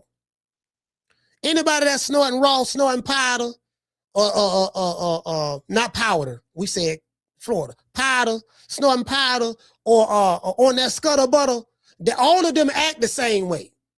If they go to acting sporadic and you see what I'm saying? And when they go to they'll go to, you get what I'm saying? And all of them act the same way. I know. Trust me. I know from experience. I had motherfuckers come to my apartment, keep a nigga up all night long. And if he's selling powder, you ain't gonna get no sleep. I'm telling you that right now. If there's a powder man right now that might be listening to this podcast, he can be like, boy, yep, coach know what he talking about. Boy, he know what he talking about. True. I had motherfuckers and I had motherfuckers. I'm talking about, but listen, till the sun come back up. You ain't gonna see him no more during the day. But when it get towards the evening time, we talking about 8 o'clock, 9 o'clock. Then, they get a little something like a little 8-ball or whatever, hold them over a little bit, right? Then at night, everybody get ready to go to the club. Man, shit, they may go to the club, come back, and they come back from the club, but they're going to be up all night. True. Anyways. But yeah, man, it is what it is. Hold on. As a matter of fact, where is that? If Keyshawn, he gotta move. He gotta declare he moving up, dog. He can't be calling the man out. And then, you know, because I see why Devin Haney fans feel that, you know, these dudes is clout chasing. I get it, because if you haven't declared that, then like, what you doing it for? Listen, man, I want to say a special prayer, man. The Mama Hopefield song. And I am thankful for the day he gave. You know what I mean? Yeah, you know. You know what I mean? You know, just in case, you know what I mean? Afro beats in the background. You know, who said nigga ride this bitch? Had a nigga thinking you was on your deathbed. But he I'm like, son, come on, son, you can do it. Come on, this is gonna be for the Oscar. We're gonna win the Oscar on this one, son. Come on. I mean, just lay there. Like, turn your head to the side. Come on, I'm gonna take a picture and upload it to Instagram right now so people can. What the fuck, nigga? If your son was dying like you said he was, Mama Ho, why you taking pictures uploading it? What a concerned mother don't have time to take pictures of her dying son. You know, and I'm gonna take a picture of your son. You know, this might be the last I see you, and you know, gonna take a picture and upload it. Like, come on, fam. That's how you know it was some bullshit. That's how you know it was some bullshit. Look, fam, listen, I can tell you, if my son, God forbid, if my son was on his deathbed like that, the last thing I'm thinking about is taking a picture, uploading it to the social media. That's how you know it was fake. Shout out to Curtis. Curtis, what's going on, fam? Curtis, that's how you know it was fake, fam. That's how you know it was fake. That's the last thing on my mind. Yeah, you know what? Come on, son. Oh my gosh, they tried to kill my son. They tried to kill him. You know, you don't understand. Like, you know, you don't understand. Like, me being a proud mother and mommy, you don't understand. It's my, you know, he's close to my bosom. My son is close to my bosom. They tried to take him out. All right, so you decided, okay, so you decided to put some Afrobeat music in the background and take a picture? Why you took a picture of your son at his most vulnerable moment? You get what I'm saying? Yeah, man, this motherfucker, man, boy, everybody mad at me because they thinking I'm being insensitive, and I'm calling out the flim flam. They had to listen to my show, and I had to make sense out of nonsense. Now people like, you know what, Coach, you were right, dog. Damn, Coach, we thought you was just hating. You know what I mean? We thought you were just hating, Coach, but Coach, you was right. Hey, shout out to Mika. Coach, they say, Coach, you was right, fam. You was really there, Coach. You was on it. I said, yeah, man, y'all thinking I be laughing and shit, man, but I be putting much over the target, fam. Yep, that's right. I'm running things. Cream corn. That's why they call me that. Smooth. I got more measure for your pleasure. Stick with me, baby. I'll have you farting through silk. And let a nigga mess with me. I'll jump on him. All 93 pounds of pure dynamite.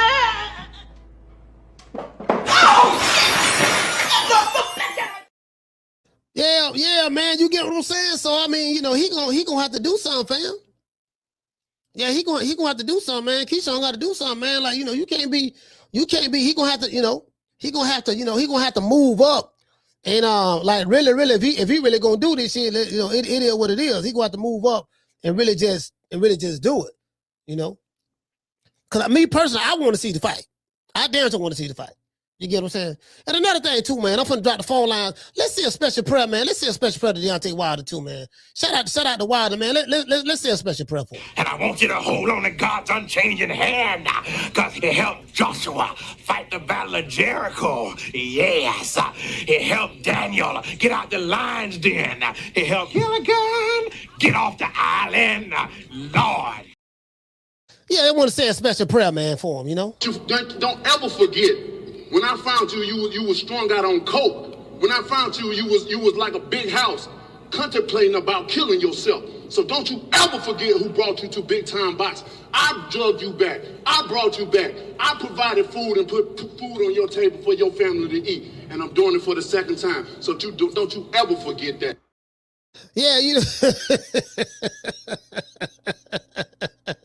He regret that shit now, though. But when you go back and look at that video, he really regretted that. Like, he regret that he ever brought Tyson Fury back to Big Time Boxing. Because now he is the source of his PTSD right there. You know what I mean? He's the source of it. You get what I'm saying? So, you know, it is what it is, man. Shout out to the face of boxing. Hey. Yeah.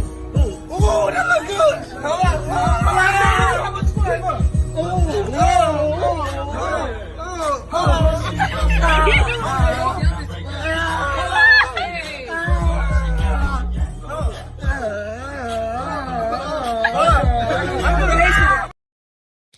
Yeah, man. Shout out to J. Coop.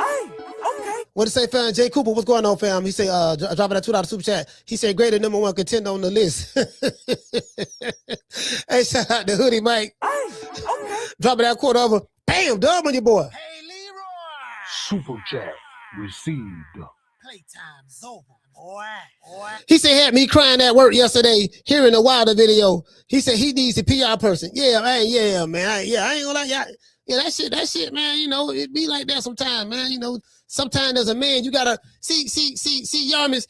There's nothing wrong with a man being showing his vulnerability sometimes. You know, Wilder, you know, him being the king and stuff, you gotta understand he's a man of pride and stuff like that. So sometimes you gotta show, you know, you gotta get out and cry a little bit, you know, and you know, you gotta let that out sometime, you know. But I just didn't like the fact that he did it on Black History Month because it makes us look bad. The reason why I say that is because, you know, because white, you know, Tyson Fury is the colonizer. He's looked upon as the oppressor, according to Zamunda, and the Wilder fans.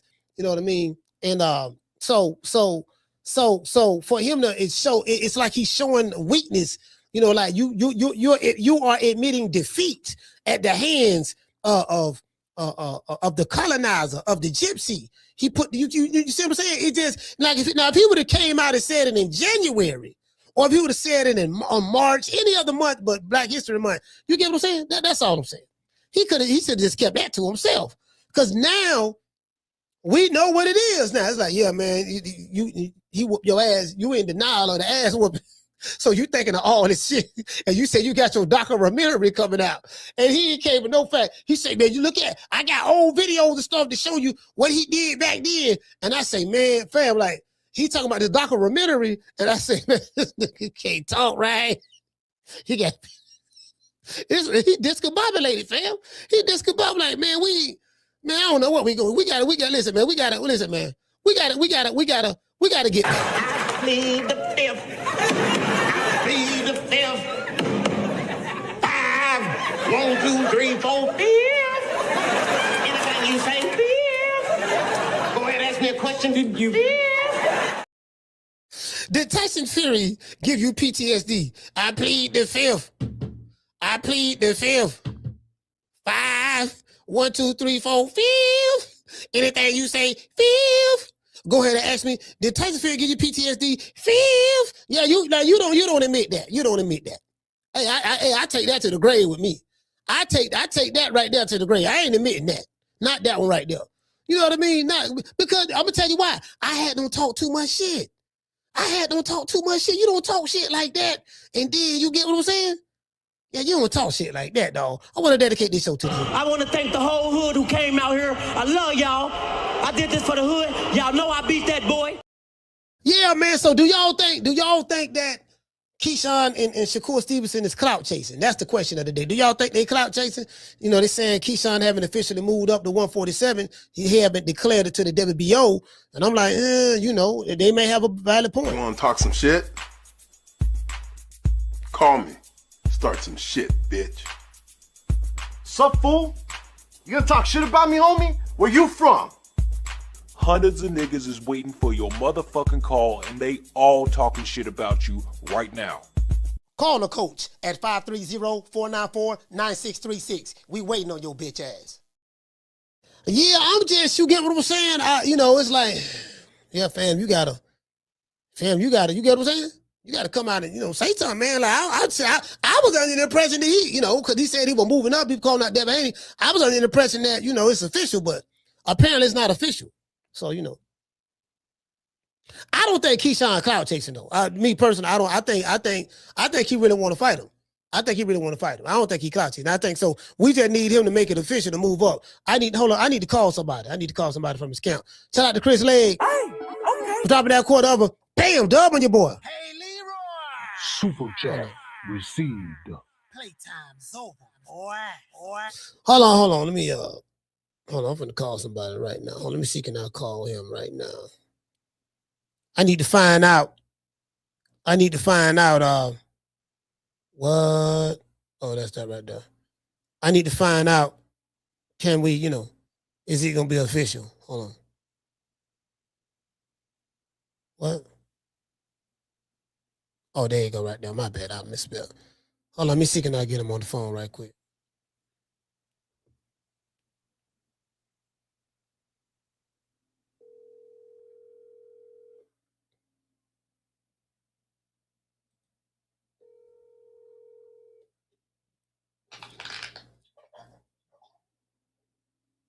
What's up, man? Hey, what's good with you? Hanging in here. How you feeling, brother? Feeling good, man. Hey, I had a quick question for you. What's that? Is Keyshawn officially moved up to 147? Shit, you probably gotta ask him, man. I don't know. I mean, he said he wanted to fight. He said he wanted to fight Devin Haney. That fight is going to have to happen at 147.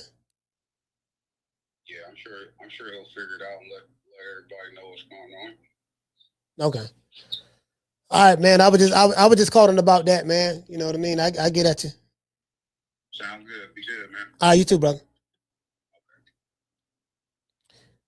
Yeah, I ain't, said he, he said, I mean, if that dude don't know, I mean, I would tell y'all who that was, but, yeah, if he don't know, he right there with him. Hey, what did say, Miss Sheila? Miss Sheila said, I don't think either of them are clout chasing. Yeah. I don't think so neither, but I just reached out to somebody to try to, you know what I mean? Try to see what's up. Shout out Mr. Boy. He said Keyshawn is clout chasing because at 140 and Devin at 147. Same applies to Devin because Xander is at 154. Hey, you know what? Hold on. That's why I like watching looking at Mr. Boy. What Mr. Boy at? Mr. Boy make a valid point right there. He said if Keyshawn is clout chasing because he's at 140 and calling out Devin Haney at 147, then Devin Haney is doing the same thing to Xander Zayas because he's calling Xander Zayas out at 154, but he hasn't officially declared that he's moving up. It's the same thing. You're right about that. Mr. Boyer, I'm glad you pointed that out. Let's give him a round of applause.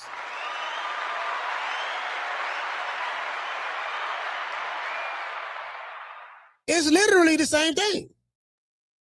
If your argument is, well, Keyshawn clout chasing because he hasn't even officially moved up to 147, but he calling out Devin Haney, then Devin Haney is doing the exact same thing as Xander Zayas. We got Xander Zayas on the list. We want to fight Xander Zayas next and all that stuff there. What's up? But you haven't officially moved up to 154. So, yeah.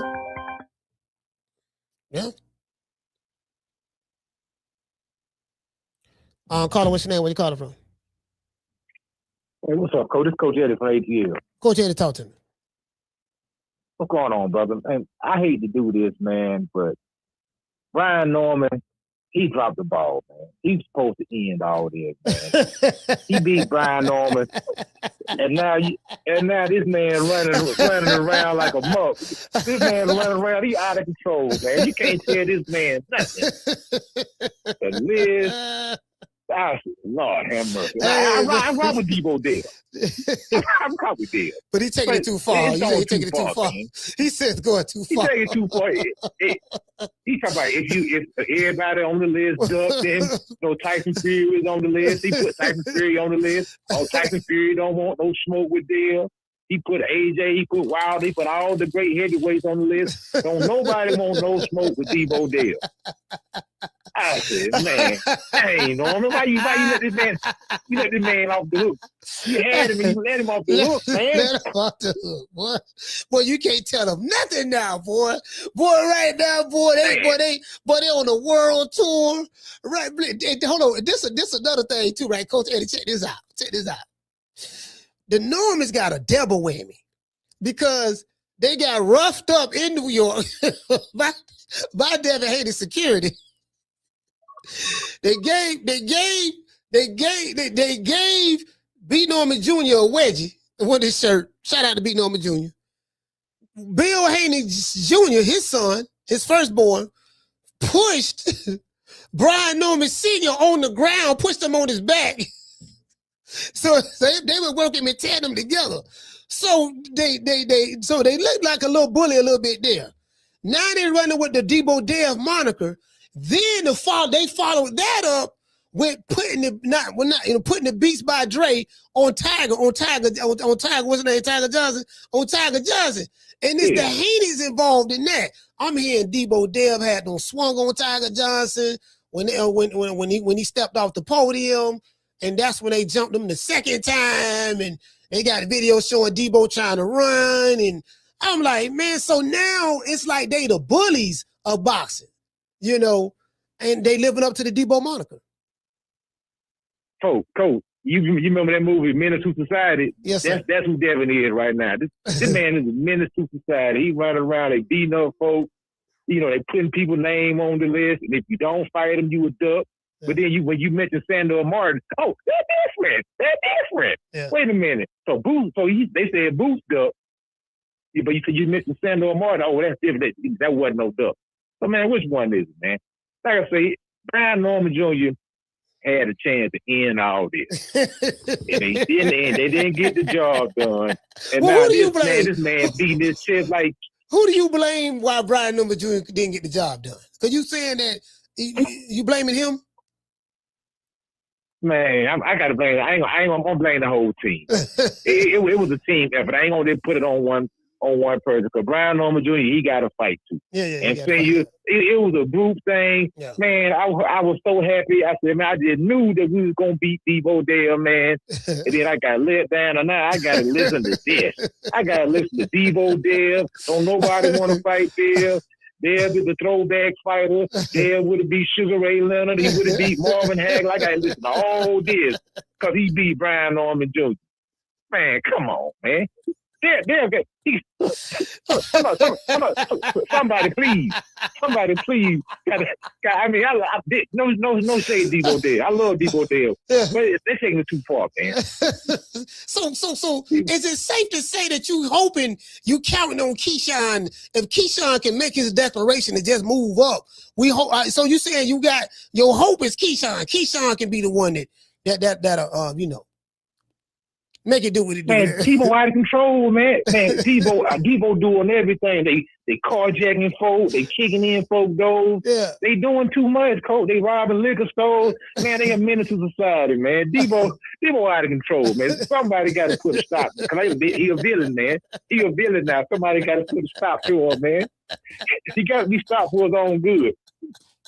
He out of control right now, man. All right, Coach. The ATL stand up. Good move, brother. Yes, sir. Hey, man. Hey, look here, man. Hey, the man. Hey, look here. Who listen, man? We need Craig. Where Craig at? We need Craig. He told me I need to ask Keyshawn. I should. Hey, he said I should reach out to him. But hey, yeah, listen. Check this out. The doggone. Yeah, man. Doggone. Man. Yeah, motherfucker, man, listen, man, they around here Deeboing people, man, for real, bro. Hey, shout out to Nick and Nita Show. He said, Coach, he embraced the role of the villain like you said he should, remember? It looks like it's working. Hey, I did say that, though. Hey, you know what? Hey, shout out to the Nick and Nita Show. He said, Coach, he embraced the role of villain just like you said he should, remember? He said, looks like it's working. Hey, the Nick and Nita Show, I'm glad you reminded me, dog. To this day. You know, because I be saying so much profound stuff over here. You know, I say the people already hate you. You might as well just embrace being the villain. And they're adding insult to injury by, you know, look, check this out. I want y'all to look at this. The Haneys have officially done 3 or 4 things. When they jacked up Brian Norman Jr. and Sr., that was in New York. When they, Carla, hold on. I ain't talking about Bill and Deb, but I heard some shit about Deb. I heard this. Deb ain't innocent. Deb ain't innocent at all for what I'm hearing. For what I'm hearing about Bill and, you know, the Tiger Johnson situation, that happened in New York. And now I'm hearing they done went to jail and then got banned from fighting in the Garden. I said, God damn, boy, this shit, boy. Hey, if you name yourself Deebo, it come, you just anybody can be a Deebo. It come with a heavy price. That's all I'm saying. Carter, what's your name? You called it from? Coach, what's up, man? Yamas, man. Yamas, talk to me, brother. What's going on, man? Yeah, I'm on a good show today, man. I like the topic, man. I want to comment on Bill. Basically, I love how Bill, he stays busy. He stays promoting his son. Yeah. He even set up the Crawford Canelo match. He got that. He did. Buzz head, pause. Yeah. And he they made that came to fruition, man. I gotta give Bill his flowers, man. Yeah, for real. But, that shit he did at the Garden was a very bad look, man. Because I know me being from out here, remember we was out here with Jamie in the whole time. I'm explaining to you how everything's so close but so far. So far, In other words, you can have a multi-million-dollar apartment, penthouse joint, $25 million apartment, a block away from the project out here, man.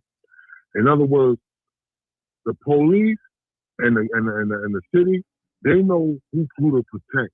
These people's paying millions and millions of dollars in taxes. They have a lot of power and a lot of influence out here. Mm-hmm. And him doing that shit in the Garden is gonna hurt Dad, man. Because it's gonna be hard for him to get a fight out here, man. I mean, they could do Barclays possibly, but the Garden is the Garden, man. Like the Knicks, they could never be the second team out here, no matter. Brooklyn can win it 10 times in a row. But that venue is iconic, man. You know what I'm saying? It is. And, like out here, money talks, like I said, man, like people with influence in New York are very, very powerful, man. And that was a bad look for them, man. And I'm a big Bill fan as far as him staying busy, talking, doing every interview, getting his son in the right places to get the big money, getting down with Turkey Al-Rashid.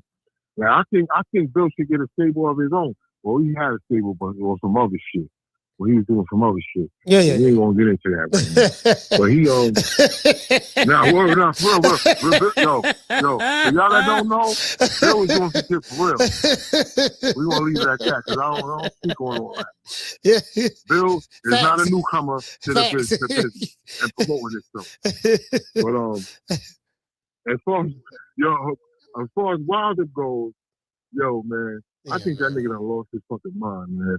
And I cringe every time he brings up Mark Breland talking about he stopped a fight and he did some bullshit. Yeah, man. And then he had the nerve to say he put something in his drink. Yeah. Yo, bro, excuse me. His trainer, Mark Breland, is a class act, man. Class has act. A fantastic reputation in New York, has a fantastic reputation as a fighter and as a trainer, man. So I cringe when I hear. Like, that's one thing I could never respect Wilder for doing, man. Because he got just your ass with those little bit of skills you had, and y'all had a great fucking run. You had an amazing record. You got a world title for years. Like, yo, bro, I just can't see stabbing that guy in the back like that, man. Yo, you having a good show today, man. I'm going to get up your line. Peace and love, Coach. Man, shout out to Yamas, man. Brooklyn stand up. Yeah. Hey, that's what... Hey, see, that's what got me hurt. What he did to Mark Breland. You get what I'm saying? I could have forgave everything else. I could have forgave the Ed Waits. I could have forgave the crab in the bucket referee. I could have forgave the costume being too heavy. I could have forgave Tyson Fury put juju on him. I could have forgave all of that. What I can't forgive is what he did to Mark Breland. You threw the man under the bus. You lied on the man, fam. Man, bro, I have spoken to so many people about the character of Mark Breland. Bro, you know how many people love Mark Breland in boxing? I have yet to find anybody say anything bad about him. Different nationalities, different races in boxing who know Mark Breland. I haven't found one person say anything bad about him, bro. Everybody say, man, Wilder tripping. Everybody who know Mark, they say, man, that man ain't do no shit like that. That man, come on. Like, what, put it this way. I don't mean to get off topic. What benefit would Mark Breland gain by spiking the water of a fighter that he trains? I mean, you had people from the LDBC threatening this guy. I interviewed Mark Breland's son on this show. Interviewed him. He said, man, his dad been receiving death threats, this and that, you know, like there, because Wilder lied on that man. Because his fan base is radical. Fan base is radical. But the $1 million question, what would Mark Breland gain by doing that? This is my fighter. He trained you to become 40-0 or 45 knockouts or whatever. And this one fight, this second time he trained you against Tyson Fury, you fought him the first time with Mark Breland.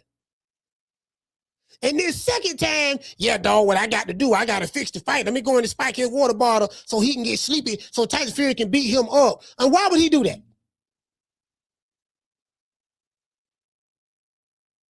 See, I asked the common sense questions. I haven't found nobody from Zamunda or the land of Wakanda to answer that question yet. Let's say I was to believe this.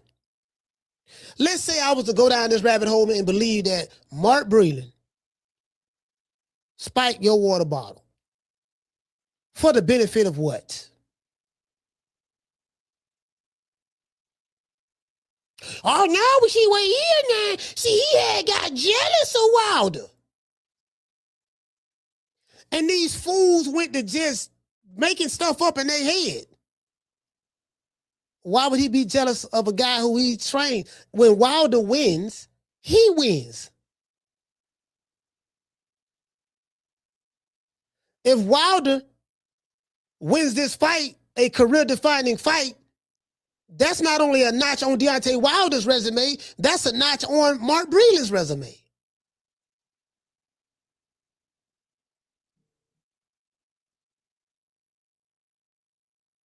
This dude say reverse engineering. Why wouldn't he do it?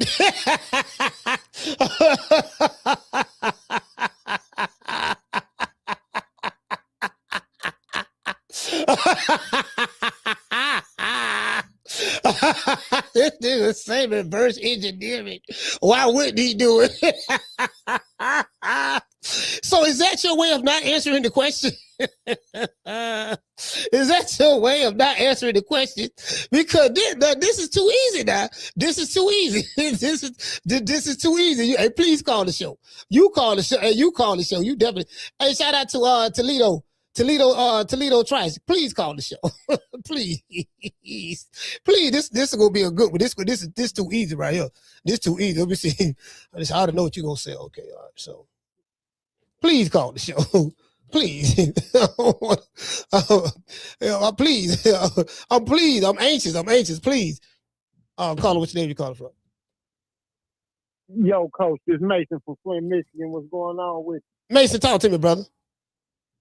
Man, what's going on, Coach? My bad, I ain't hit you back the other night, man. I was in the middle of shangalanging, if you know what I mean. You know what I'm saying? But as far as the clout casing goes, right, with Keyshawn and Shakur, I wouldn't call it clout casing, but I think niggas is looking for the easy matches. Mm-hmm. Not Keyshawn, I'm talking about Shakur. Right. So a couple days ago, I hear the nigga come out and say he want to fight Pitbull Cruz and Ryan Garcia at a catch weight of 144 pounds, right? And when I heard that, I'm like, wait a minute, nigga. We all know that Ryan Garcia's skill level and your skill level is not the same skill level. And we also know that Pitbull Cruz skill level and your skill level is not the same. Yeah. But you got 130-pounder WBC champion O'Shaquie Foster on your bumper. But you telling him he got to do more, but you want to fight niggas that you know you can beat and that you know, but you don't want to give Shaka a a shot because you say you got to get his name up and he got to fight, Raymond Ford and this, that, and the third. And another thing with the nigga Shakur, you got too many friends, bro. In the sport of boxing. He said you got too many friends. This nigga, he cool with everybody, coach. It's like, think about it. He cool with Richardson Hitchens, right? So that's a unification match at 140 pounds we can't get. You friends with him. You're friends with Keyshawn. That's another match at 140 pounds we can't get. You cool with Raymond Ford. You cool with Zay Quinn. You cool with everybody in and around your weight division, my nigga. And it's almost and to me, just because the nigga beat T.O. does not get his nigga the right to pick and choose like he the fucking face of boxing. That's all I'm saying. How you feel about it, Coach? I didn't even think about it that way, bro. I didn't even look at it that way, but now that you mentioned it, I said, damn. It's hard for me to argue against what you just said. He is cool. He do got a lot of friends now. Yeah. And him and Shakur got this fucking these niggas got a covenant, bro. Like, you talking about Keyshawn? Yeah. The nigga said, Keyshawn and Shakur like with this covenant of like we had never fight each other. Okay, cool. But and I get that to a certain extent. But nigga, if y'all niggas ain't really struggled together, like that ain't your brother. Y'all like ain't that, real brothers. Man. Y'all play brothers, Yeah. man. Y'all just made each other y'all just made each other. Come on, man. Y'all all right, look, and if you my friend, and you want to get some money together, let's get some money together. Yeah. So, but that's how I feel about the whole situation. I don't think the young boys clout chasing, but I do think they, strategically trying to pick and choose they fight. Now, as far as Keyshawn going up to fight Deebo, I think Keyshawn need a little bit more seasoning. But hey, nigga, if you feel like you can beat the nigga, put the fight on. I'll watch it. Fuck it. But I don't think. I know Deebo got that, that experience. He said, you know what I'm saying? He said he need a little bit more seasoning. See, Keyshawn, before you go there, you got to get a little bit more seasoning now. Yeah. Cause that nigga can move. Yeah. And that nigga ain't gonna be there to get hit like them other cans you beat up on Top Rank. That nigga gonna be, he gonna get the typewriter out on your ass. Yeah. And get the moving around and have you looking stupid in that motherfucker. So I think he need a little bit more seasoning, but if he wants to fight, give it to him. Fuck it. I ain't here to argue with it. And that's my call, Coach. Hey, he said he need a little bit more seasoning now. Let me see what we got to do now. Hey, you know what? And when he said that, I immediately thought about cooking the steak. So hold on. I'm gonna see what's up. Got the steak on the grill, now. Hold on. Well, you got some barbecue chicken on there. Got that barbecue on there. Look at that. I got to put a little bit more season on that. Now, hold on now. See what we got to do now. I'm prepping. This the prep. So I'm saying, like, before I make my barbecue, this what I put in my sauce. Got to put a little bit of the molasses right there, a little bit of ketchup, see what I'm saying, a little bit of hot sauce right there, see what I'm saying? Then I take a little bit of that over there and I mix it with this here. Now, this here is a secret recipe on the sauce seasoning. Okay, now, take that meat, clean the meat off real good, right? Pull the skin off. Okay, cool. Now, what we got to do now, get to go, you got to season it real good. You see what I'm saying? Before you throw it on the grill. True. Yeah, Mason say he need a little bit more seasoning. He ain't ready yet. He too raw. No Diddy. He too raw. No Diddy. You get what I'm saying? He didn't say he ain't ready yet. Deebo, he may not be ready for Deebo yet. That's what they say. I think he ready for Deebo myself. I think he ready. You get what I'm saying? Because he has Olympic experience. And he trains with Shakur Stevenson and has trained with and sparred with Terrence Crawford as well. So I'm just, I think he ready myself. Now, Bill said in the interview that Deebo have a lot more tools that the world haven't seen yet. So he pulled some of those tools out against Brian Norman Jr., right? Apparently, there are levels of tools that they have. So Bill, the thing is I don't know the other tools. Craig did knock Deebo out in the movie Friday. However, Deebo might have learned from those mistakes when he got knocked out, and now he is reverting back to the tools that he had. So some would say, put it this way, some would say this. Ryan Garcia represented Craig and Devin Haney represented Deebo in their fight at the Barclays Center. Craig knocked out or dropped Deebo. They say he broke his jaw and stuff like that. I don't know.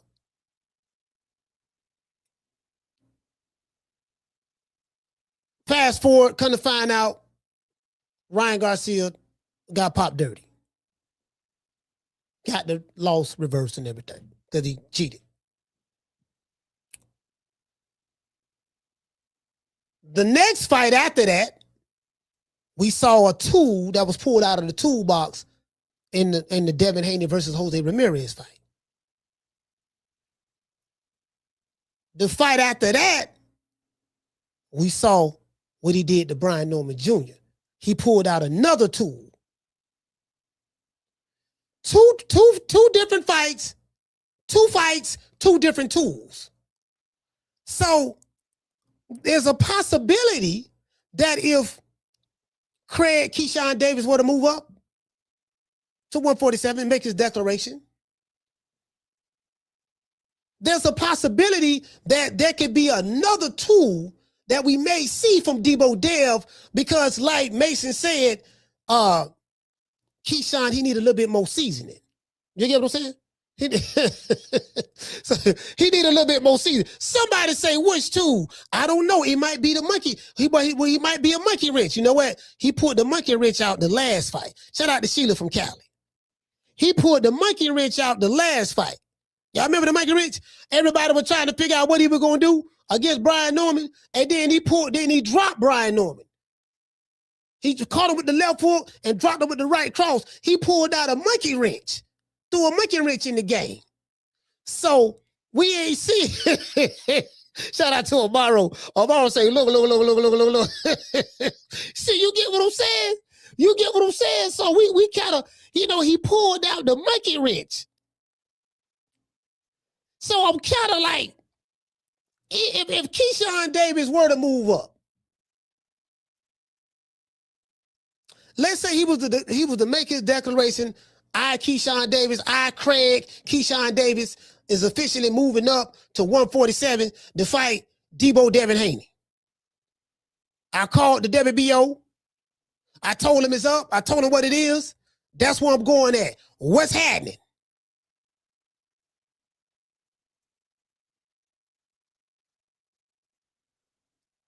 Do you feel confident betting against Deebo Devin Haney? Because do you feel, like, I feel Keyshawn got all the tools. He got all the tools. He sparred a lot with Bud Crawford. He sparred a lot with Shakur Stevenson. So he got the fusion technique from both of them. But he's an Olympian. He's an Olympian. So he's an Olympian, and he's fused his style with Bud and Shakur fused together. Is that enough for Deebo? Do you feel comfortable saying this is the one that's gonna beat Deebo? Do you feel comfortable with that? You get what? And then hold on, hey Jamie, hold on, one more. I got one more thing. I'm not finished. Shout out to Sheila from Cali. Then guess what? Then you throw into the equation, you got the master teacher, Bill Haney in Deebo's corner. Now, if Keyshawn had Bomac over there still, if he had Bomac in the corner still, then you can kind of like balance that out a little bit. But then you couple that with Deebo got the master teacher, Bill Haney, the visionary. Y'all remember, Bill Haney was the one who told Terrence Crawford 2.5 years ago, in 2023, 3 years ago, 3 years ago. Hey, man, look. No, 2022. In 2022. When he was trying to negotiate with Spence and had to leave and come fight David Avocado and come out. Yeah, he say, look, Bill told him, he say, look, man, forget Spence. Canelo, your fight, go fight Canelo. He told him that in 2022. Now, I don't know if Bill was trying to get him knocked out at the time. What I don't know. But he told him that he's the visionary. He said, no, you can beat him. Look at him. Y'all about the same size. He ain't no big guy. He fight at a bigger weight division, but he a small 168 pounder. You can take him. Bill is a visionary. Shout out to Ramon. He's a visionary. So not only do you have a master teacher in Deebo's corner, but you also have a visionary. Do you feel comfortable? Do you feel comfortable? I can honestly say, I don't know.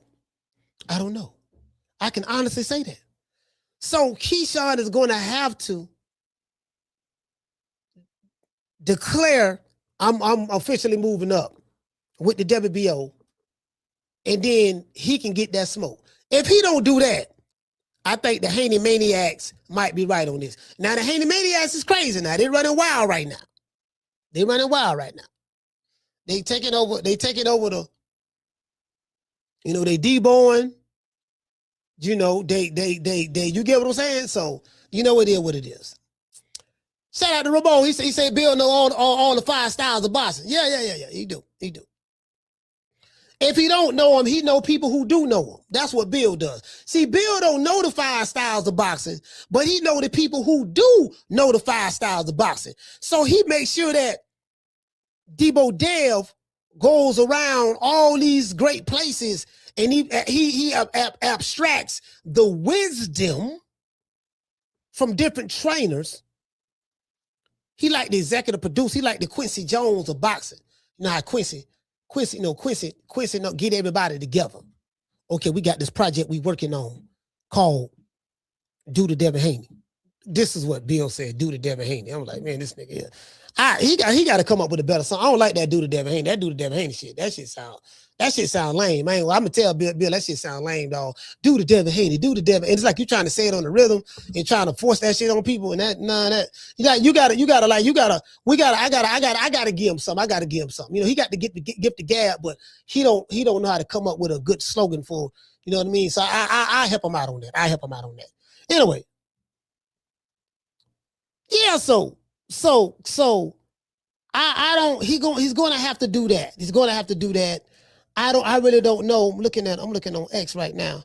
See Mauricio Osuna, this motherfucker right here. Yeah, you get what I'm saying? I just nigga, well, this is a hell of a nigga, right? I'm looking at this. Hey, this is my favorite referee. I had got distracted. The ADD don't kick in. Y'all bear with me though. Y'all bear with me. We gonna come back. We gonna come back. Listen. We're going to come back. This is my favorite referee. He can watch both corners at the same time. Let's go. Oh, yeah. I can't put the copyright music. Yeah, man, he covered them up. Well, ooh, look at Lord have mercy, boy. Lord have mercy. Ooh, he bucking them eyeballs, too. Oh, Lord have mercy. God damn it. Ooh, Lord. Yeah, I remember that there. Yeah, he look at that Keith Thurman. He called Keith Thurman on that chin. Yeah, man. Yeah, he had to jump in there, boy. He's scared of Peter D. Bud beat the brakes off of him. He counting now. He counting, Lord have mercy. He counting. That nigga there, boy. That's a hell of a ref right there, boy. That's a hell of a ref. He take his job serious. You see what I'm saying? He jumped right up on in there. Hold on now. Oh, wait a minute. Look, he got to be making show. He making show. Now, where he was at, now, this is the only problem I got with him. He didn't show none of that when he was the referee for Tank. He was the referee for Tank and Lamont Roach. Now, I will say this. I might have to give him a pass. I might have to give him a shout out to Sheila. I might got to give him a pass now because I was saying that, look, they cheated for Tank. If Lamont Roach would have took a knee, after getting hit with a jab in the middle of a round, that referee would have called it a knockdown. And if Lamont Roach would have stopped the fight, stuck his head through the ropes, and made contact with his trainer, let the trainer wipe the sweat off his face and put his head back in the ring, he would have been disqualified. I said that, right? However, I just realized, he cockeyed. He cockeyed. So there's a possibility. It is a possibility now that one of his eyes was looking somewhere else, and he really, in the eye that he needed to focus on Tank when he took the knee, is a possibility he didn't see it. Because one eye powder was looking at Lamont Roach, and the other eye was supposed to be looking at Tank, but the other eye powder was looking somewhere else. So I'm gonna have to charge that part to the game. Now, when Tank stuck his head through the ropes, now he saw that. I don't know what to say about that one. You get what I'm saying? I just want to throw that out there. True. I'm gonna give him the benefit of the doubt because this is Black History Month. This is Black History Month right here. We got to celebrate. Yeah, you know what I mean? Yeah. We gotta. You get what I'm saying? We gotta do that. We gotta do that. We gotta do that one for Black History Month. Yeah. Carla, what's your name? Where you calling from? Jerry from New York. Jamie, talk to me. Yes, sir. Hey, coach, straight up, that should have been a disqualification. Everybody that knows boxing, your corner is not supposed to come in contact with you, during the fight. Only in the break. So right there, that should have been his first kill, to be honest with you. Bill, it's nice to see him again, coach. Yeah. You say that was recorded before the Teofimo Shakur fight, yeah. Yeah. All right, good. Okay, because I saw him. I saw a video of him. He was talking about Zayas, Yes, and Zayas, and the Latinos and stuff. Yeah, but the video was dark. I don't know if he's still recuperating from his injuries. When he got beat up in New York. Yeah. I don't know, but I still want to see the fight, coach. This thing with this kid Keyshawn Davis, bro, if he says he's ready, I believe him. I don't know if he's scout chasing or not. Yeah. The way he's going about it, I don't like it. He's announcing it to the whole world, but hey, the president of WBO reached out to you. He's the man to talk to. Yeah. You know what I'm saying? Yeah. That's the proper way of doing it. You're so serious, you talk to him. He makes it happen. That's number one.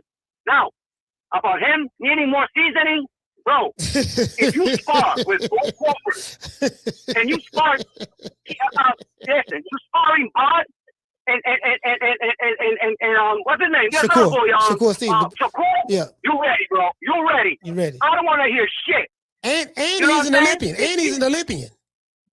Yeah, he got all the experience in the world. He says he's ready. Get in the ring. Listen, again, I like the kid. I know what he fucked up the last time. No, 2 fights ago. I know he fucked up. Yeah. But coach, he's got skills. To me, he's slick. And for me, what's going to take him to the top is his charisma. He knows how to connect with the people.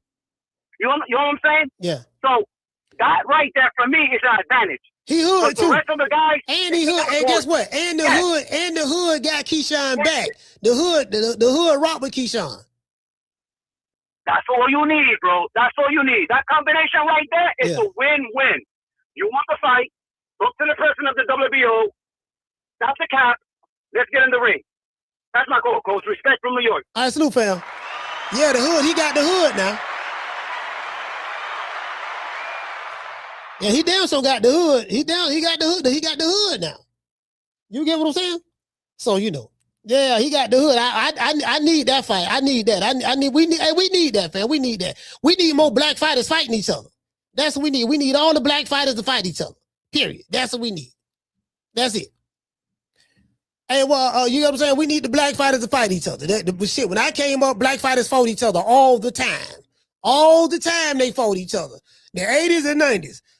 Look, 70s, 80s, 90s, shit, the black murderers row. You know what I mean? They heard that name for a reason. Yeah, but what I'm saying, yeah, what we got to do, we ain't all that making friends. I didn't think about it until Mason said something. Shakur Stevenson got too many friends in boxing. Mike McCallum and James Toney was real good friends. They fought each other 3 times. Aaron Pryor and Alexis Aguero was really good friends. They fought each other. You see what I'm saying? Yeah, man, like, shit, I'm just saying, fam. Yeah, you got too many friends, dog. Got too many friends. And you can't be having a bunch of friends in the same weight division as you. We're in the same weight division. We can't be friends in the same weight division. We're in the same weight division? Come on, fam. I'm friends with the IBL champion. I'm friends with the WBA champion. And I'm friends with the WBO champ. So, with the WBA champ. So I can't fight none of them because we friends. And then if I go down 135 now, you see what I'm saying? I mean, I'm friends with him and I'm friends, you see what I'm saying? So, this other dude, now what he gonna have to do, he gotta fight him. If he want to get a shot at me, he gotta fight him. So now you get what I'm saying? Like, you want to be a matchmaker, you want to be friends, you a matchmaker. You got too many friends and you got too many brothers. You know what I mean? So we got to get rid of the friends and the brothers. And then you get what I'm saying? That's all I'm saying. I'm calling. What's your name? You calling from? Corey from Miami. Corey, How talk you to doing, me. big dog? Okay, my brother. I think Keyshawn and Deebo Dev is a good fight. Yeah. I think it should happen. Because number one, Keyshawn has a skill set that's going to make them fight. Like, he ain't Brian Norman, Jr., who gonna stand there and look starry-eyed and act like he don't know what's going on. Keyshawn gonna press it. Yeah. Because Keyshawn got skill. And he ain't afraid, you know what I'm saying? But it's just, can they get it, done? Maybe. I damn sure hope so, because it's a fight that really need to happen because they young, and Deebo proved something against Norman Jr. Like, hey, bro, I ain't the guy that y'all think I am. And Keyshawn, he trying to prove himself. He like, hey, shit, here I am. And it's like Keyshawn gonna do what Shakur not gonna do. He ain't talking about no, he need a rehydration clause, shit like that. He ain't saying that. He like, bro, I'm ready to fight. Yeah. So I don't know, man. I'm hoping to have. And then the other caller said something about Shakur got friends and shit. Yeah. He got friends. My thought back is so, Coach. I'm gonna tell you something right, real quick. This had to be back in maybe 2004, right? Memorial Day weekend in South Beach. I saw Floyd and Zal sitting on the bus stop together under the Delano Hotel, chilling. Right, and I had spoke to both of them. It was before Floyd kind of blew into, went on his own. He was still up on the top rank at that time, and them cats were cool. Them boys fought. Yeah. So all that friend shit, I don't get it.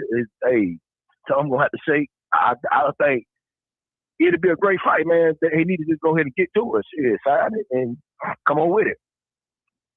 I remember. Yeah, I feel you on that, Corey. I agree with that, man. But like you say, these new guys, they they want to be friends. How many of us have them friends? Once we can depend on. All right, nigga want to be friends, baby. Yeah, friends. How many of us have them friends? Before we go any further, let's be friends. Friends is the word we use every day. Most times we use it in the wrong way. Most people use it again and again, but the dictionary doesn't know the meaning of friends. You know what I mean?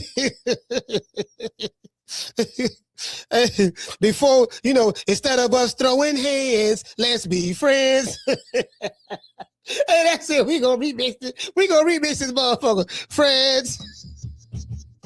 How many of us have them? Friends. The ones that we don't want to fight. Friends.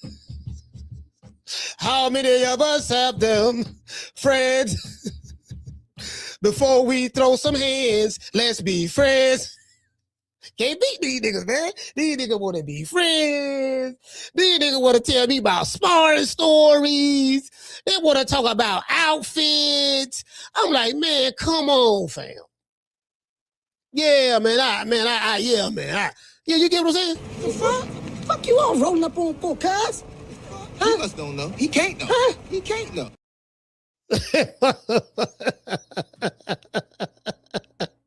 Friends is the word we use every day. But most of us use it in the wrong way.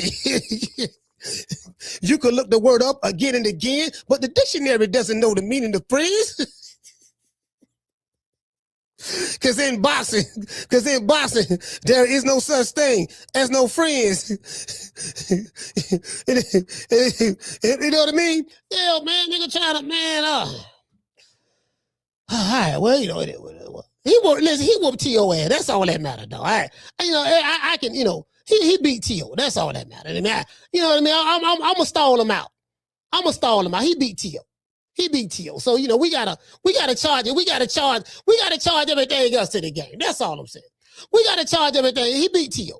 If he did nothing else, he beat T.O. You get what I'm saying? Okay. So now he did that. Bruh. We gotta give him that. We gotta give Shakur some grace. I'm gonna give him some grace right now because he beat T.O. I'm gonna give him some grace. He beat T.O. He did that. Hey, shout out to Debbie Coach Ron. What's up, fam? Debbie Coach Ron. Hey, you feel me? Friends, let's be friends, so hard to turn them down, friends. Nigga wanna be, man, God damn, dog. Can't get these niggas to fight. Let me ask y'all a question.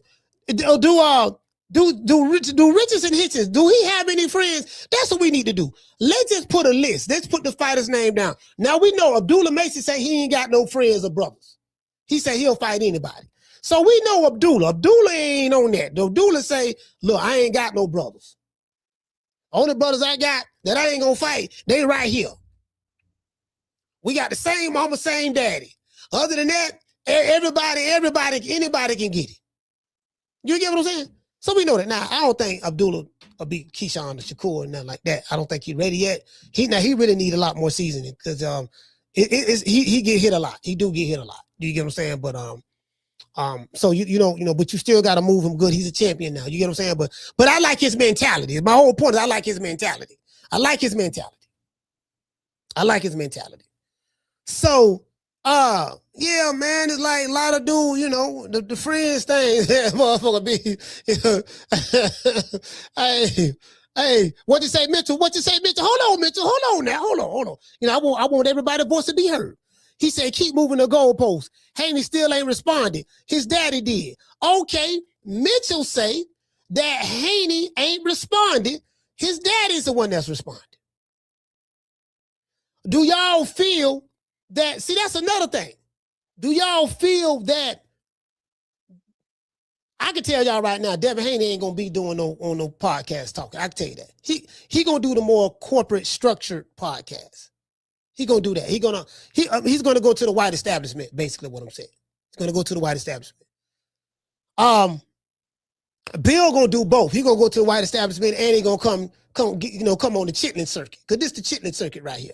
Now we got some good chitlins over here. Some hog maws, cornbread. We got some mustard greens. We got collard greens and mustard greens. We got cornbread made from scratch, not that Jiffy Mix stuff. You get what I'm saying? So you know, you get what you feel me? Yeah. Got a piece of hog maw and fat back. Throw it in the greens. We don't went old school with it. You get what I'm saying? So Bill gonna do that. He gonna come down to the chitlin circuit. You know, now Deebo Dev, now he a little bit more. You know what I mean? He ain't, you know. It is what it is. You know what I'm saying?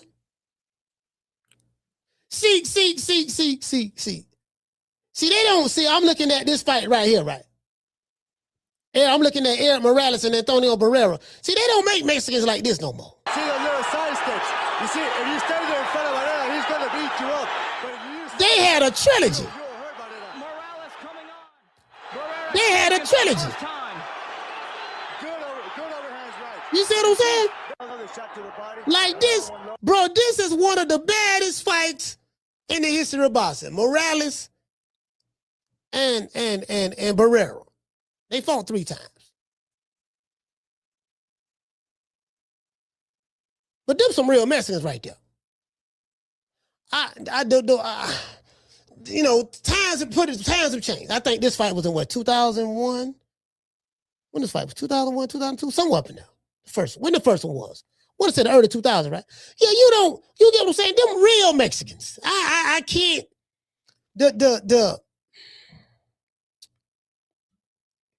You get what I'm saying? I sit back. I want to say that was 2000. That fight might have been 2000, 26 years ago. About 2000. Year before that, we got Oscar De La Hoya and Tito Trinidad. You get what I'm saying? Some real Mexicans right there. I know real Mexicans. Shit. You get what I'm saying? They was throwing hands. Yeah, man. Shout out to Coach Ron. He said Morales and Barrera, fight. Yeah. That fight was fire, man. That man had a trilogy, man. The boys had a trilogy. Yeah, you get what I'm saying? So I don't know what's going on. Oh, matter of fact, let's see what's. And y'all look at this here. Well, Golden y'all Boy see this here? Oscar De La Hoya and Virgil Ortiz, they suing each other. Merigian and Ortiz have sued Golden Boy to say, hey, we're out of the contract. While Golden Boy has responded with a $10 million lawsuit for not dealing in good faith against Merigian. The Zone they want the fight, and if they get the fight, they're going to give Golden Boy an extension for their rights to do the fight. What's the incentive for Merigian to not want to make it happen now? No, he doesn't have. I think he wants.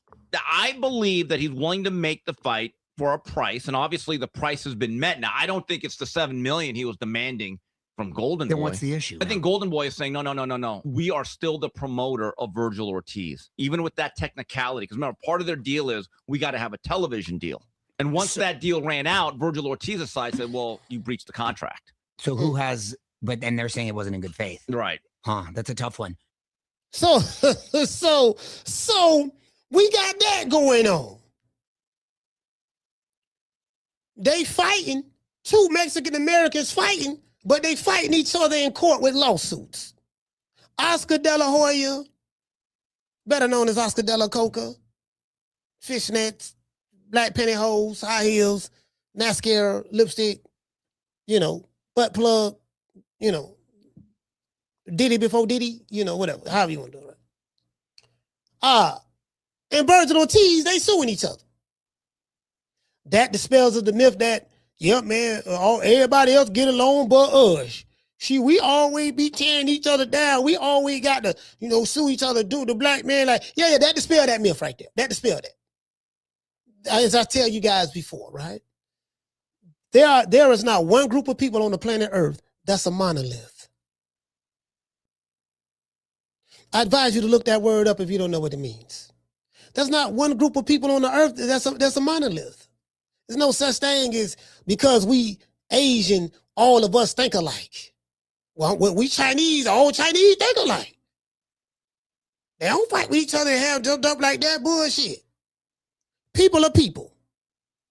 People are people. People go through the same shit all over the world, no matter what country you from, which continent you from, what nationality you from, race, color, or creed. People are still people. Believe that. Now, the cultures may be different. Are there different cultures? Yes. But at the end of the day, people are still people. You did? Anyway, let's give everybody a round of applause.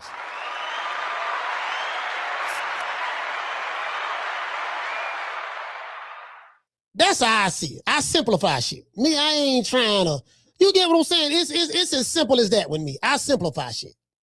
That's what I do. I simplify. I ain't got time to be trying to, you get what I'm saying, overcomplicate things. No, I'm not finna argue with you about your opinion. No, I don't give a damn about what you think as related to this. Sir, you telling me about your feelings. I do not care. You want to argue, guess what? You want to argue. I can't argue with you. You mad. Look at you. You mad. I don't get paid to argue with you. Who is you? You ain't nobody. Yeah, sir. I'm sir. It's not. Yeah, I can't. I don't have time, sir. I really don't. What about Rocky Marciano? Oh, there they go. There they go. Every time I start talking about boxing, a white man got to pull Rocky Marciano out their ass. That's the one. That's the one. Rocky Marciano. Rocky Marciano. Let me tell you something wonderful. Rocky Marciano was good, but compared to Joe Louis, Rocky Marciano ain't shit. He beat Joe Louis's ass. Hey, he did beat Joe Louis' ass now. Hey, man, let's, y'all know what time it is, man. I want to dedicate this show to the hood. I want to thank the whole hood who came out here. I love y'all. I did this for the hood. Y'all know I beat that boy. Shout out to the Snow Bunnies, the PYTs, the Honey Dips, and the Tenderonis. And, you know, it is what it is. See, I shine, she's my Snow Bunny, please. In the winter lights, too, she's my sweet Dr. Free. Talk to my nose, this lover's got is so raw. Make you move, stepping out, grip out of control. Turn it up, it's me against the light. Snow Bunny, moving on the bar. Everything's alright, got that smooth, so feel. No, that's next to the law. With my Snow Bunny love, we're party by the night. See, I shine, she's my Snow Bunny, please.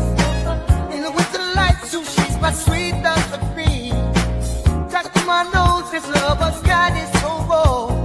Make you move, stepping out, grip out of control. Turn it up, it's me against the light. Snow Bunny, moving on the bar. Everything's alright, got that smooth, so feel. No, that's next to the law. With my Snow Bunny love, we're party by the night. See, I shine, she's my Snow Bunny, please. In the winter lights, too, she's my sweet Dr. Free. Talk to my nose, this lover's got is so raw. Make you move, stepping out, grip out of control. Turn it up, it's me against the light. Snow Bunny, moving on the bar. Everything's alright, got that smooth, so feel. No, that's next to the law. With my Snow Bunny love, we're party by the night. See, I shine, she's my Snow Bunny, please. In the winter lights, too, she's my sweet Dr. Free. Talk to my nose, this lover's got is so raw. Make you move, stepping out, grip out of control. Turn it up, it's me against the light. Snow Bunny, moving on the bar. Everything's alright, got that smooth, so feel. No, that's next to the law. With my Snow Bunny love, we're party by the night. See, I shine, she's my Snow. Hey, the man had a white Michael Jackson. He had a fake imitation Michael Jackson. He had a fake imitation Michael Jackson at the God damn. Hey man, shout out to Dr. Umar. This is Black History Month, man.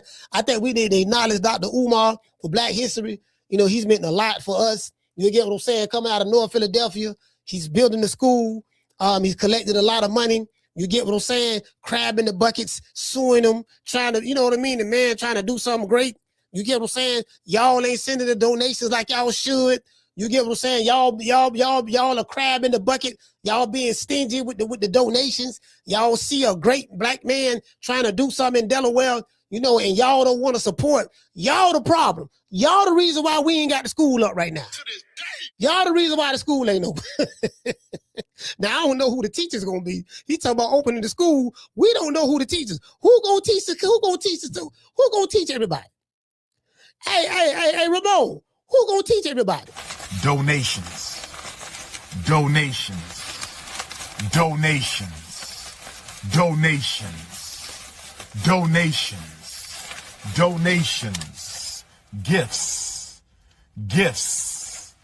Gifts.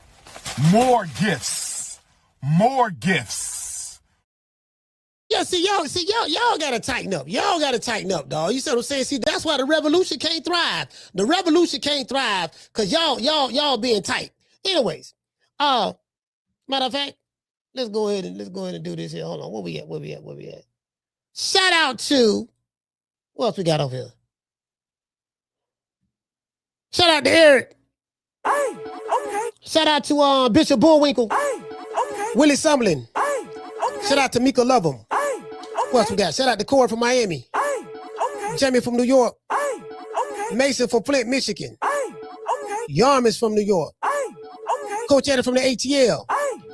Shout out to Miss Sheila. H-Town, stand up. Shout out to Miss Sheila, man, from Cali. Shout out to Sheila from Cali. Shout out to Ramon. G5 from the Bronx. Schoolo X-Man. Jamie from New York. Shout out to Joe. Joe said, shout out to the Nick and Nina show. Cooking with Sir Senior. Shout out to Jamal. No fucks given. Shout out to WMS. What else we got, man? We got Demi Coach Ron. Yeah, man. Shout out to dog going on. We got Green Eyes P. New Country. Yeah, who else we got been in the building, man? We got let's see. Yeah, we got hold on. Shout out to Craig Keyshawn Davis and shout out to Deebo Devin Haney. Please, Lord, let that fight happen. Lord, please let that fight happen. I'm trying to. Well, we got to see, can we bag up on something? So it's hard to get two black fighters in their prime in the ring against each other. It's hard. Now we just saw. I don't know. You know what? I don't want to say if Brian Norman was in his prime. I don't think he in his prime yet. Nah, he ain't nowhere near his prime yet. He got a lot more learning to go, but he ain't nowhere near his prime yet. But yeah, but it's hard to get two prime. You know, I would love to see that. You know, Megatron versus Optimus Prime, He-Man versus Skeletor. You know, Mumra versus Lion-O. You get what I'm saying? Mojo Jojo versus the Powerpuff Girls. You get what I'm saying? Shout out to Shakur Hands. Let's see, we got G5 from the Bronx. We got Ramon. And we're gonna give shout out to Mika. We're gonna give everybody else a shout out right after these messages.